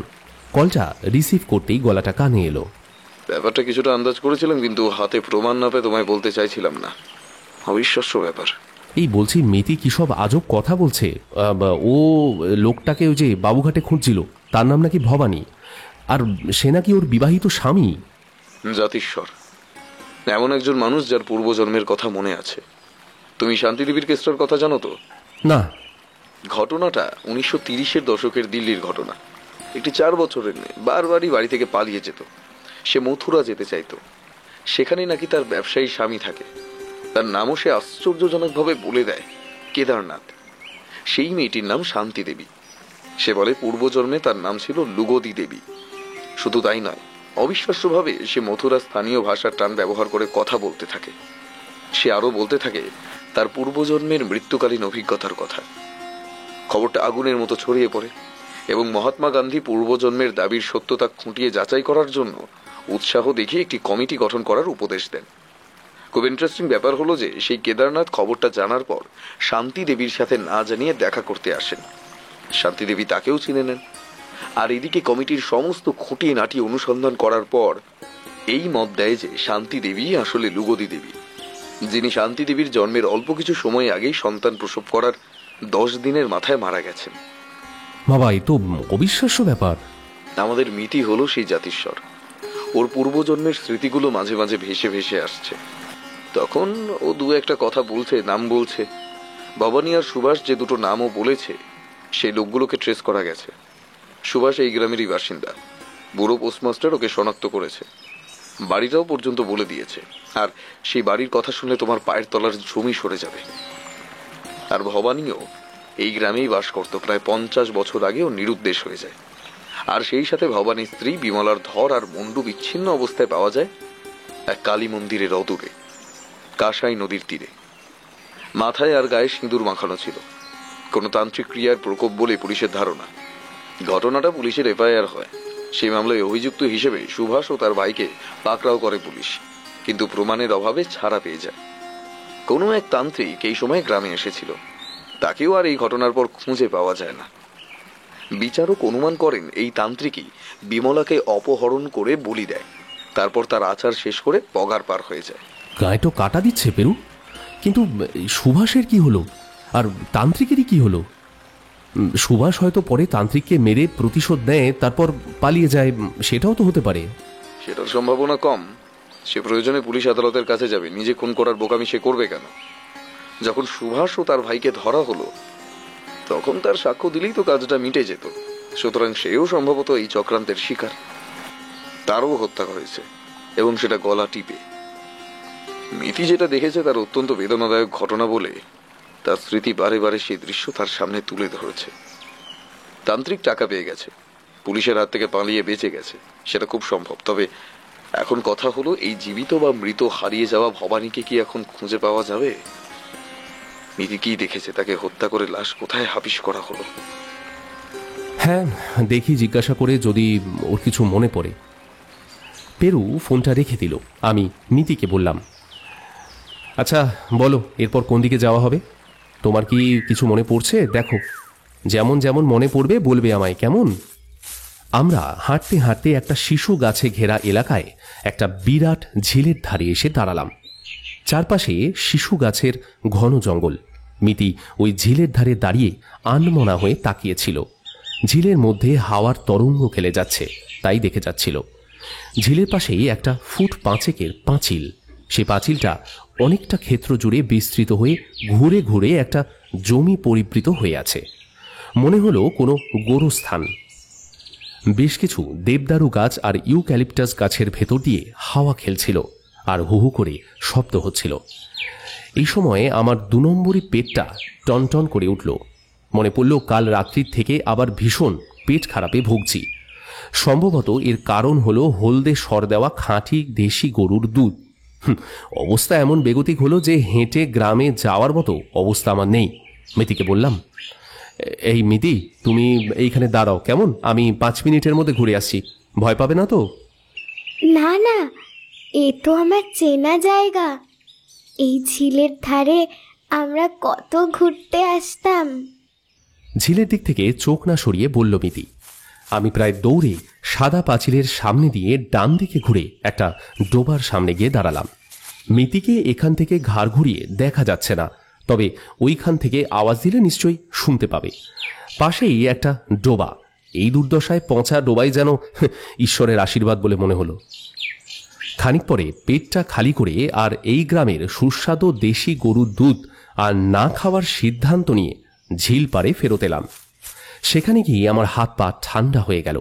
মিতি নেই। আমি চারিদিকে ওর নাম ধরে ডাকলাম। শালের জঙ্গলের মধ্যে এদিক ওদিক উঁকি ঝুঁকি দিয়েও সুবিধে করতে পারলাম না। মিতি, মিতি। বুকটা প্রবলভাবে ধক ধক করতে শুরু করলো। ঝিলের ধারে ফেরত এলাম। ঝিলের মধ্যে ডুবে যায়নি তো? ঝিলের পারে খানিকটা নেমে আবার উঠে এলাম। তারপর পাগলের মতো চারিদিকে দৌড়োদৌড়ি করেও কোনো লাভ হলো না। মিতি, মিতি, মিতি, এই মিতি। পেরুকে কি উত্তর দেবো আমি? মাথাটা ভো ভো করতে লাগলো। কাঁপা কাঁপা হাতে পকেট থেকে ফোনটা বার করতে দেখি মোবাইলে ব্যাটারি কখন শেষ হয়ে মোবাইল বন্ধ হয়ে গেছে। আমার দুশ্চিন্তা বাড়ছে। মিতি কোনো দুষ্ট চক্রের হাতে পড়ল না তো? পা চালিয়ে গ্রামের দিকে ছুটলাম আমি। বাড়িতে ঢুকে কোনো ক্রমে ফোনটা চার্জে বসালাম। এতক্ষণ বন্ধ থাকায় ফোনটা স্টার্ট নিচ্ছে না। এদিকে বিপদের শেষ নেই। ভেবেছিলাম গ্রামে ঢুকে লোকজন নিয়ে ঝিলের পাড়ে ফেরত যাব, কিন্তু উমেশবাবু নেই। ওনার স্ত্রীর কাছে শুনলাম উনি আমাদের জন্য গ্রামের হাট থেকে দেশি মুরগি বাজার করতে গেছেন। এদিকে আমি পাগলের মতো লোকজন খুঁজতে লাগলাম। আমাদের ড্রাইভার বিপ্লবও নেই যে সাহায্য করতে পারবে। উমেশবাবুর স্ত্রীকে ব্যাপারটা বলতেই উনি বললেন, কাউকে পিছু করতে খেয়াল করেছেন নাকি? না, আমি না ঠিক মনে করতে পারছি না। এখন মনে হচ্ছে এই পাশের শালবনে কেউ যেন উকি দিচ্ছিল। ওই রকম কেউ? বলেই তিনি আঙুল দিয়ে জানলার বাইরে একদিকে দেখালেন। আমি ওনার সাথে কথা বলার জন্য উমেশবাবুর বাড়ির দোতলায় উঠে এসেছিলাম। সেখান থেকে দেখতে পেলাম একটা গামছা মুড়ি দেওয়া লোক এই বাড়ির সীমানায় পাঁচিলে লুকিয়ে আছে। মাঝে মাঝে সদর দরজার দিকে উঁকি পাচ্ছে। ভদ্রমহিলা ঠিক নজরে পড়ে গেছে। চেনা চেনা মনে হচ্ছে। কে বলুন তো? দাঁড়াও, দেখছি। চলে এসো তো চুপি চুপি। বলে তিনি সিঁড়ি দিয়ে নিচে নেমে বাড়ির পিছন দিকে দরজার দিকে চলে গেলেন। দরজাটা আলতো করে খুললেন। খটখট করে একটা আওয়াজ হলো। পর মুহূর্তেই আমার দিকে ঘুরে মুখে আঙুল দিয়ে ইশারায় শব্দ করতে বারণ করলেন। তারপর সে মোর মাথায় রহস্যময় লোকটি দাঁড়িয়েছিল তার পাশের কোণটা আমায় দেখিয়ে ফিসফিস করে বললেন, গিয়ে খপ করে ধরবে পেছন থেকে, পালাতে যেন একদম না পারে। আমি পা টিপে টিপে নির্দিষ্ট স্থানের উল্টো দিকে পাশে গিয়ে এক লাফে তার সামনে গিয়ে উপস্থিত হওয়ার চেষ্টা করলাম। কিন্তু কোথায় কে? জায়গাটা পুরো ফাঁকা। সম্ভবত পেছনের কাঠের দরজা খোলার আওয়াজে সে চম্পট দিয়েছে। চারপাশটা একবার ঘুরে নিলাম। না, কেউ নেই। ফোনের কাছে এসে এবার ফোনটা চালু করার চেষ্টা করতেই চালু হয়ে গেল। পেরুকে ব্যাপারটা বলতেই ও বলল, আমি এরকমই কিছু একটা আশঙ্কা করছিলাম।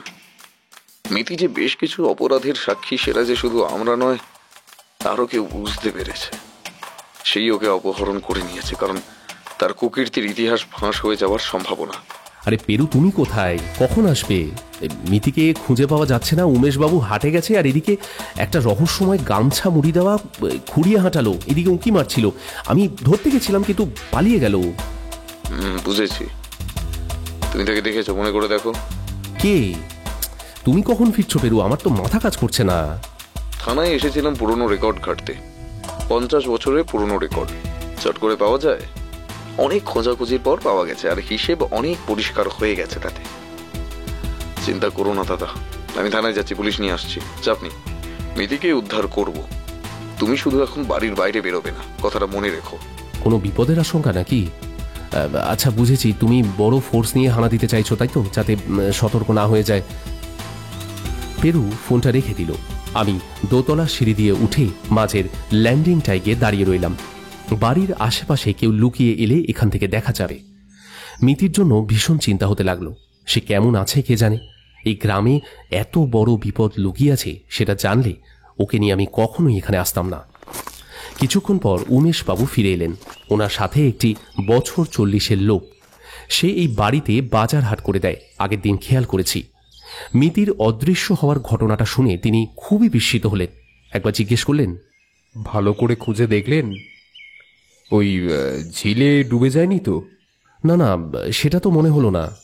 আহা, আগে জানাবেন তো, তাহলে আমি লোক লাগিয়ে ঝিলটা খুঁজে দেখতাম। এত দেরি করে ফেললেন আপনি।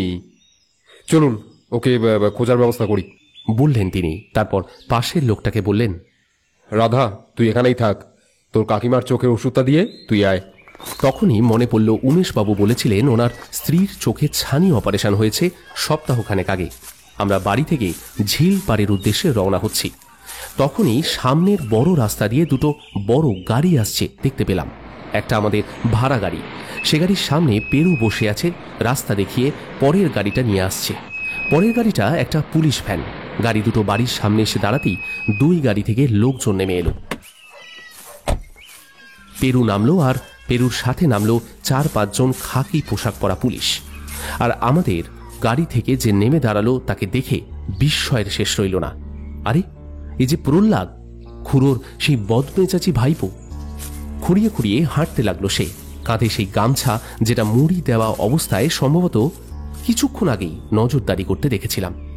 আসলে সে একজন পুলিশ কর্মী, সম্ভবত বড়বাবু। তার কাছে এসে দাঁড়ালো, তারপর লম্বা একটা স্যালুট দিল। পেরু দেখলাম তখনই দুজন কনস্টেবল নিয়ে হন হন করে এই ঘরের দিকে আসছে। আমি প্রায় ছুটে একতলায় নেমে গেলাম। পেরুর সামনে গিয়ে বললাম, এই মেয়েটাকে কে অপহরণ করলো বলো তো? হ্যাঁ, আমি 10 মিনিটের জন্য একটু অন্যদিকে গেছি, এসে দেখি নেই। উমেশবাবু বলছিলেন যে ঝিলে ডুবুরি নামাবেন, আমরা ওই দিকে যাব ভাবছিলাম। পেরু আমাকে সম্পূর্ণ অগ্রাহ্য করে পেছনের দিকে তাকিয়ে বড়বাবুকে বলল, ভেতরে আছে, নিন এবার আপনাদের জিম্মা। আরে করছেন কি এই দাসবাবু, এসব কি রসিকতা হচ্ছে? উমেশবাবু জোর গলায় চিৎকার করে উঠলেন আর ঝাপটা মেরে হাত ছাড়ানোর চেষ্টা করলেন। আর তার প্রায় সাথে সাথেই উমেশবাবুর স্ত্রী একটা আঁশবটি হাতে করে নিয়ে ঘরের পর্দা ভেদ করে বেরিয়ে এসে তারস্বরে বললেন, ছাড়ুন ওকে, ছাড়ুন ছাড়ুন। ওর বিরুদ্ধে অভিযোগটা কি? আইনের কাজে বাধা দেবেন না মাসিমা, বড় সড় সমস্যায় পড়ে যাবেন। বলুন, বাচ্চাটাকে কোথায় লুকিয়ে রেখেছেন? কি যাতা বকছেন? হ্যাঁ, কিসের ভিত্তিতে অভিযোগ সেটাই তো বুঝে উঠতে পারছি না। আমি ওনাদের আশ্রয়দাতা, তা আমি কেন বাচ্চাটাকে লুকিয়ে রাখবো? এই তোমরা, বলেই বড়বাবু কনস্টেবলদের উদ্দেশ্য করে বললেন, ওনাকে গাড়িতে তোলো। আর এই সাকরেত কেউ? হ্যাঁ হ্যাঁ, এই সাইকেল করে তো বাচ্চাটাকে ঝিলের ওখান থেকে নিয়ে এলো, আমি দেখেছি। ওই কথাটাই তো বাবুদের বলতে এলাম, যদি কিন্তু পুরস্কার পাওয়া যায়। মাঝ রাস্তায় আমাকে আবার এই জন্য বাবুরা চিপে তুলে নিল। হঠাৎ পাশ থেকে বলে উঠল প্রহ্লাদ, কিরে, ভালো ভালো মুখ খুলবি না চেম্বারে নিয়ে গিয়ে পিসতে হবে? জলদি জলদি বল, বদে রাখি, আমার হাতে টাইম নেই। এই পাগলের কথার কোনো ভিত্তি হলো বড়বাবু? দেশের আইন কানুন আমিও কিছু জানি। আগে অ্যারেস্ট ওয়ারেন্ট নিয়ে আসুন, তারপর এখানে ঢুকবেন। বলে এইবার ওনার শক্ত সমর্থ চেহারাটা নিয়ে ধাক্কা মেরে একজন কনস্টেবলকে সরিয়ে দিয়ে বললেন, বেরিয়ে যান, বেরিয়ে যান আমার বাড়ি থেকে। এই যে আপনারা দূর হয়ে যান, যত সব নির্বোধ আর অকৃতজ্ঞের দল। তারপর রাগে অগ্নিশর্মা হয়ে কাঁপতে লাগলেন। পর মুহূর্তেই পেরু আচমকা একজন কনস্টেবলের হাত থেকে ঝড়ের গতিতে হ্যান্ডকাফটা ছিনিয়ে নিয়ে উমেশবাবুর উপর সিংহের মতো ঝাঁপিয়ে পড়ল। একটা জোরালো শব্দ হলো। দেখলাম পেরুর এই অতর্কিত আক্রমণ সহ্য করতে না পেরে পাশে সিঁড়ির উপর পড়ে গেলেন ভদ্রলোক। পেরুও সাথে সাথে তার উপর লাফ দিয়ে তাকে কবজা করে ফেলল মুহূর্তের মধ্যেই। হাতগুলো পিছনে নিয়ে বিদ্যুৎ বেগে হ্যান্ডকাফ পরিয়ে দিল। উমেশবাবু পরাস্ত সৈনিকের মতো কোনো মতে সিঁড়িতে উঠে বসলেন। ততক্ষণে পেরুর কাছ থেকে উৎসাহ পেয়ে দুই কনস্টেবল উমেশবাবুর সাকরেতকে বগল দাবা করে নিয়েছে। তারাও হাতে পরিয়ে দিয়েছে আরও একটা হ্যান্ডকাফ। পেরু উঠে দাঁড়িয়ে নিজের পড়ে যাওয়া সানগ্লাসটা তুলে তার কাঁচটা জামায় ঘষে পরিষ্কার করে চোখে পড়ে নিয়ে হাত ছাড়তে লাগলো। বড়বাবু পেরুর দিকে মুগ্ধ দৃষ্টিতে তাকিয়ে বললেন, বাহ, আপনি তো দারুণ অ্যাথলেটিক লোক মশাই, কিন্তু বাচ্চাটা কোথায় আছে? আছে, আসুন। তারপর সিঁড়ি দিয়ে নেমে গেল পেরু। বড়বাবু একজন কনস্টেবলকে দুই মক্কেলকে পাহারায় রেখে নেমে গেলেন। উমেশবাবুর স্ত্রীর হাতে এখন আর আঁশবটি নেই। বেগতিক দেখে সেটা এক পাশে ছুঁড়ে দিয়ে কাপড়ের আঁচল দিয়ে মুখ ঢেকে কাঁদছেন। পেরু বাড়ির পিছনে একটু দূরে একটা মাঠ পেরিয়ে একটা ছাউনি দেওয়া ঘরের দিকে হাঁটতে থাকলো। ওখানে কি আছে মশাই? আছে আছে, এখানেই আছে সব রহস্যের সমাধান, যে সমাধান 50 বছরে মুলতবি হয়ে রাখা ছিল। কথাটা বলেই পেরু একটা টিনের ছাউনি দেওয়া ঘরের সামনে এসে দাঁড়ালো। এটা একটা গোয়াল ঘর। সে ঘরটায় তালা চাবি দেওয়া। ঘরের সামনে একটা খোলা ইট বিছানো চাতাল, তারও মাথায় জং ধরা দুটো ফুটো টিনের চাল। সেখানে 5টা দেশি গরু বাঁধা রয়েছে। গরুগুলোর সামনে খড় বাড়ন্ত, সম্ভবত আজ তাদের খোরাকি জোটেনি। খড়ের পাত্রের দিকে তাকিয়ে পেরু বলল, ওই দেখুন, গরুকে খাওয়ানোর সময় নেই, থাকবে কি করে? যোগান তো সব এই দুষ্কর্মে ব্যস্ত। বলেই পেরু গোয়াল ঘরের সামনে গিয়ে তালার দিকে মোক্ষম একটা পদাঘাত করল, আর হুড়মুড় শব্দ করে কাঠ আর টিনের তৈরি পাল্লাগুলো গোড়া থেকে উপড়ে এলো খুঁড়ে। সাথে সাথে আমরা দুমদাম সেই অন্ধকার ঘরের মধ্যে ঢুকে পড়লাম। ভেতরটা ঘুটঘুটে অন্ধকার, ঘরে কোনো জানলা নেই। বাইরের রোদ থেকে ভেতরে ঢুকে মনে হলো প্রায় অন্ধ হয়ে গেছি। পেরু, কোন দিকে? এইদিকে। আমার ডান দিক থেকে কোনো একটা আওয়াজ ভেসে এলো। আমি দুটো হাত হাতড়াতে দেখলাম ক্ষীণ আলোয় এই প্রকাণ্ড ঘরের ডান দিকে আরও একটা ছোট স্টোর রুম মতো করা। এরপর সেই ঘরের ওদিক থেকে দুমদাম আওয়াজ ভেসে আসছে। পেরু আবার কোনো তালায় আবার পদাঘাত শুরু করেছে। পর পেরু নিজের কোমরের পেছন থেকে রিভলভার বের করে একটা কান ফাটানো শব্দ করল, আর সাথে সাথেই দরজার তালাটা দুদিক দিয়ে হাঁ হয়ে চিত্রে পড়ল।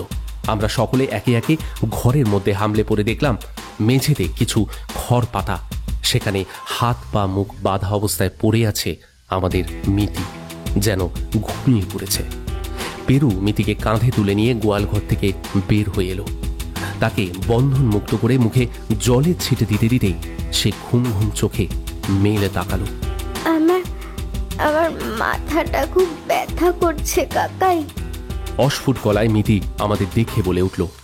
আমি ইশারায় তাকে চুপচাপ ঘুমিয়ে পড়তে বললাম। সে পেরুর কাঁধে মাথা রেখে ফের ঘুমিয়ে পড়ল। এইবার পালের গোদাগুলোকে গাড়িতে তুলুন। আর একটা কথা, ওই গোয়াল ঘরটা লোক লাগিয়ে খোঁড়াতে হবে।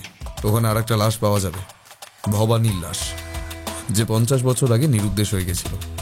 বড়বাবু, আপনি লাশ পেলেই ফরেন্সিক এক্সপার্টদের খবর দেবেন। ভবানীর ছবি আপনাদের মিসিং রেকর্ডে পাবেন, সুতরাং চার্জশিট বানাতে অসুবিধা হওয়ার কথা নয়। বড়বাবুকে উদ্দেশ্য করে বলল পেরু। আমরা কিছুক্ষণ পর আমাদের গাড়িতে গিয়ে বসলাম। পিছনের সিটে মিতিকে শুয়ে দিয়েছিলাম। ও এখনো যথেষ্ট দুর্বল। ঘুমের ওষুধ। মিতির দিকে তাকিয়ে বলল পেরু। এদিকে উমেশবাবু আর ওনার সাকরেতকে জিপে তোলা হলো। ওনার স্ত্রী বাড়ির দোরগোড়ায় এসে উচ্চস্বরে আমাদের আর পুলিশকে গালিগালাজ করে কাঁদতে লাগলেন। আপনাদেরও আমার ব্যাগটা গুছিয়ে নিয়ে এসেছি স্যার।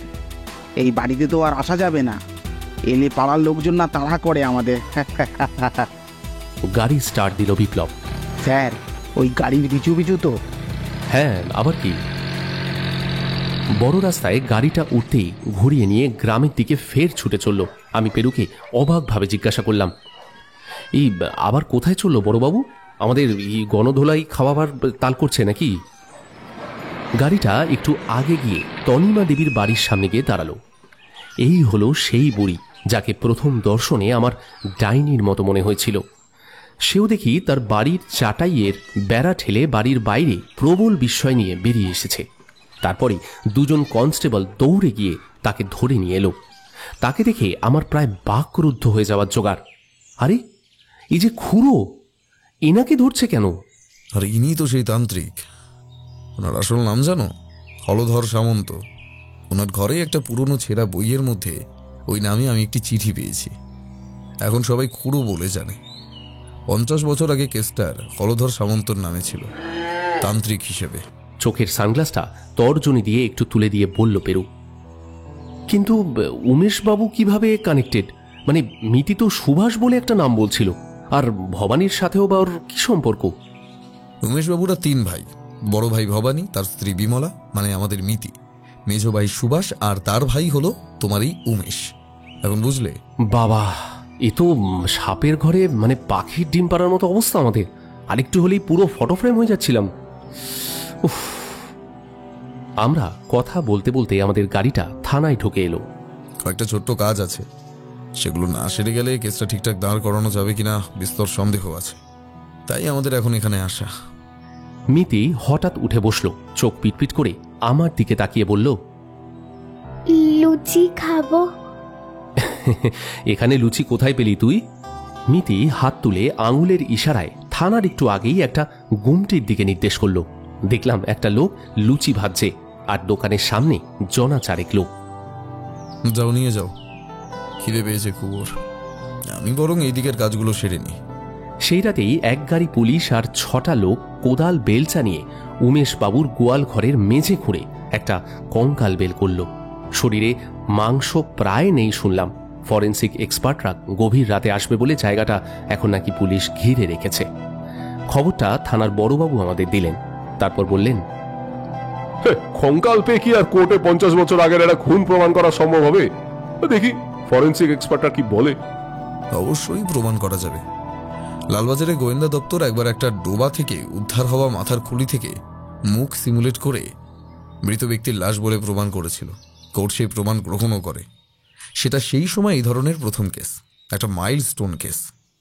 এক্ষেত্রে হারিয়ে যাওয়া ব্যক্তির ছবি পুলিশ রেকর্ডে আছে, আর তাছাড়া ডিএনএ টেস্টিংয়েরও সুযোগ থাকছে।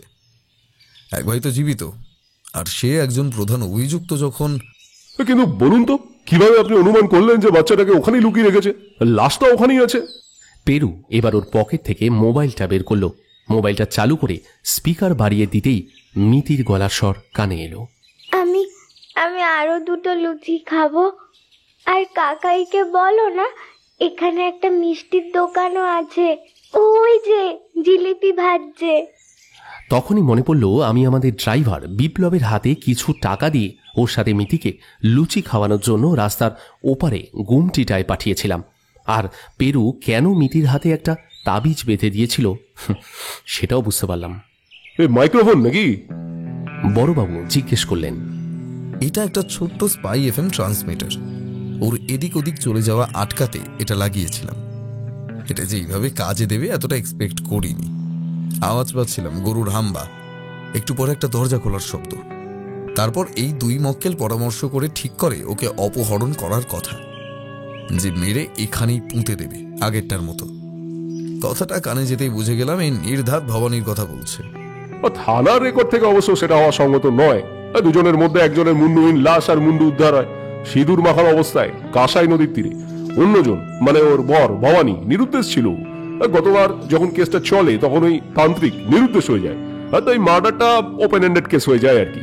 এবারও 3 ধরা পড়েছেন, দেখা যাক বাকি তথ্য বের করা যায় কিনা। নিশ্চয়ই করা যাবে। আর এই তান্ত্রিক হরপে হলধর সামন্ত কোনটা করার পর চম্পট দিলেও কেসটা স্থিমিত হওয়ার পর প্রায় 20 বছর পর এই গ্রামে এসে থিতু হন। এই খবরটা আমি একজন পোস্টম্যানের থেকে পাই। যে বিপুল সম্পত্তি উমেশবাবু লাভ করেন তার থেকে 1 টুকরো চাষের জমি হলধর সামন্তকে দেন। সেখানে ভাগ চাষ দিয়ে কিছুটা রোজগার চলে তার। কিছু পেটে বিদ্যাও ছিল, তাই গ্রামের মোড়লও হয়ে বসেন। অবশ্য এতে উমেশবাবুর হাতও থাকতে পারে। আমাদের জন্য 2 কাপ চা এলো। 2 মক্কেলকে লকআপে পোড়া হলো একটা মেডিকেল চেকআপের পর। কিছুক্ষণ পর বড়বাবুর একটা ফোন এলো। তিনি কথা বলে জানালেন যে ফরেন্সিক টিম অকুস্থলে পৌঁছে গেছে। মিতিকে বিপ্লব একটু পরে আমার কাছে নিয়ে এলো। পেরু মিতিকে দেখে লকআপে দাঁড়ানো 2 মক্কেলের দিকে ইশারা করে বলল, চিনতে পারছো নাকি মিতি? মিতি মাথা নেড়ে বলল, হ্যাঁ, এখন চিনতে পারছি। এ তো আমার ছোট দেওর ছিল। আনবিলিভেবল! বিস্ময়ে চিৎকার করে উঠলেন বড়বাবু। এই জিনিস চোখে দেখা এই প্রথম এরকম একটা কেস পেলাম। জাস্ট ভাবা যায় না পেরুবাবু। আর এই হয়তো শেষ। চার্জশিটের মধ্যে জাতিস্বর ব্যাপারটা ঢোকাবে তো নাকি, কি বলেন? সেটা যতটুকু না হলেই নয়। আর প্রেসের কাছে একদম কোনো বিবৃতি নয়। আমরা চাই এই মেয়েটা স্বাভাবিক জীবনে ফেরত যাক, কারণ ওকে নিয়ে যত বেশি টানাটানি হবে ওর আর 10টা বাচ্চার মতো শৈশব পাওয়ার চান্সটাও শেষ হয়ে যাবে। সবার শেষেও একটি স্বাভাবিক জীবন পেয়ে বেঁচে বেড়ে উঠুক, এটাই আমাদের কাম্য।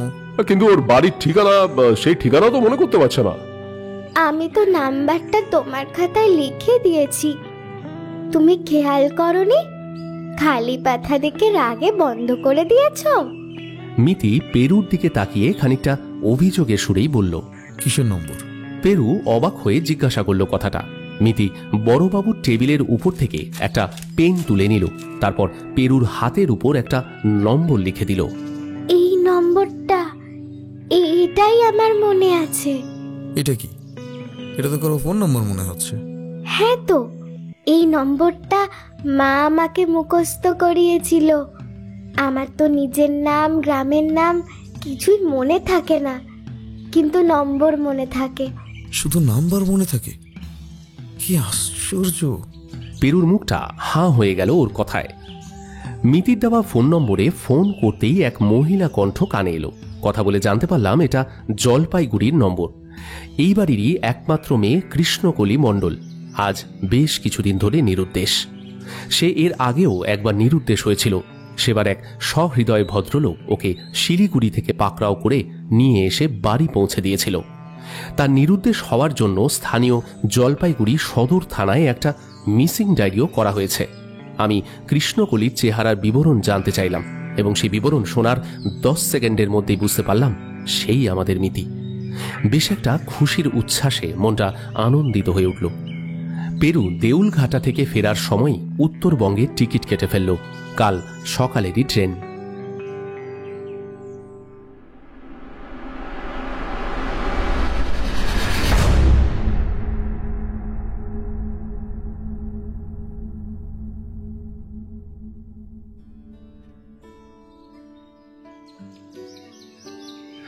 জলপাইগুড়ি শহরে মিতির বাড়ি পৌঁছে মিতি সবাইকে চিনতে পারল। ওদের নিম্ন মধ্যবিত্ত পরিবার ছোট। ওর মা, বাবা আর একমাত্র সন্তান এই কৃষ্ণকলি ওরফে আমাদের মিতি। ওর বাবা আগে একটা বেসরকারি ফার্মে কাজ করত। করোনার সময় কাজ হারিয়ে যায়। এখন কোনোভাবে একটা টোটো চালিয়ে সংসার চালাচ্ছে। মিতিকে মিতির বাবা মা তাদের এই দারিদ্র্যের টানাটানির মধ্যেও আমাদের খাতির যত্নের কিন্তু ত্রুটি রাখল না। পেরু বলল, এখানে বেশি সময় দেওয়া যাবে না দাদা, এনাদের চাপ হয়ে যাবে। চলো রাতটা কাটিয়ে সকালের ট্রেনে ব্যাক। দেখছি। মিতি ওর মা বাবাকে পেয়ে মহা আনন্দিত। সে যেন আমাকে আর পেরুকে আর চিনতেই পারছে না। তার পাড়ার এক বন্ধু আছে মিতুল। সে একটা অর্ধেক নামানো হাফ প্যান্ট পরে খালি গায়ে সারা বাড়ি ঘুরে বেড়াচ্ছে। তাকে দেখতে পেয়ে সে পাড়ায় চড়তে বেরিয়ে গেল। এতদিন পাড়ায় নেই, সবার সাথে দেখা সাক্ষাৎ করতে হবে, তাই সে খুব ব্যস্ত। মিতির এটা মাঝে মাঝে হয়, ও তখন অন্য লোক হয়ে যায়, এদিক ওদিক বেরিয়ে পড়ে। কথাটা বললেন মিতির মা। পেরু মিতির জন্য আনা ওষুধপত্রগুলো ওনাকে বুঝিয়ে দিল। মিতির বাবা আমাদের বিদায় দেওয়ার সময় পেরুর হাত ধরে কৃতজ্ঞতার কান্নায় ভেঙে পড়লেন। পেরু ওর ব্যাগ থেকে একটা টাকা ভর্তি খাম বের করে দিয়ে বলল, ওর জন্য এটা 2 আঙ্কেলের উপহার, প্লিজ না করবেন না, ওর চিকিৎসার জন্য লাগবে। মিতির বাবা খামটা কিছুতেই নিলেন না, উল্টে আমাদের জন্য এক প্যাকেটে বেশ পেয়ারার মতো দেখতে সবজি হাতে দিয়ে বললেন, এটা আমাদের বাড়ির পিছনেই হয়েছে, ওই সামান্য উপহার। এটা কি? কোয়াশ। এই কোয়াশ উত্তরবঙ্গেই হয়, অন্য কোথাও পাবেন না। কি আশ্চর্য! এই কোয়াশের নাম তো মিতি আগে একদিন বলেছে, তখন খেয়াল করিনি। ইস, চোখের সামনে ক্লু ঘুরে বেড়াচ্ছে, অথচ আমার কথাটা শেষ হলো না। দেখি মিতি পাড়ার কারোর একটা সাইকেলে চেপে আমাদের সামনে দিয়ে হো হো করে হাসতে হাসতে বেরিয়ে গেল। মিতি নয় গো, আমার নাম তো কৃষ্ণকলি। আমার মনটা ভারাক্রান্ত হয়ে উঠল। একটা দীর্ঘ ঘটনাক্রমের পরিসমাপ্তি আজ সফলভাবেই শেষ হচ্ছে। কারোর মনে তো কোনো খেদ থাকার কথা নয়, কিন্তু জানি না কেন আমার মনে হচ্ছে আমি যেন মিতির থেকে একটু নিবিড়ভাবে বিদায়টা চেয়েছিলাম। মনটা কেমন জানি হু হু করে উঠল, কিন্তু বাস্তব তো মেনে নিতেই হবে। মিতিকে আমরা তার বর্তমানে পৌঁছে দিয়েছি, আমাদের কাজ শেষ। একগাল হেসে বললাম, জানি গো জানি, তোমার নাম কৃষ্ণকলি। মিতি, মিতি সে তো একটা ফুলের নাম।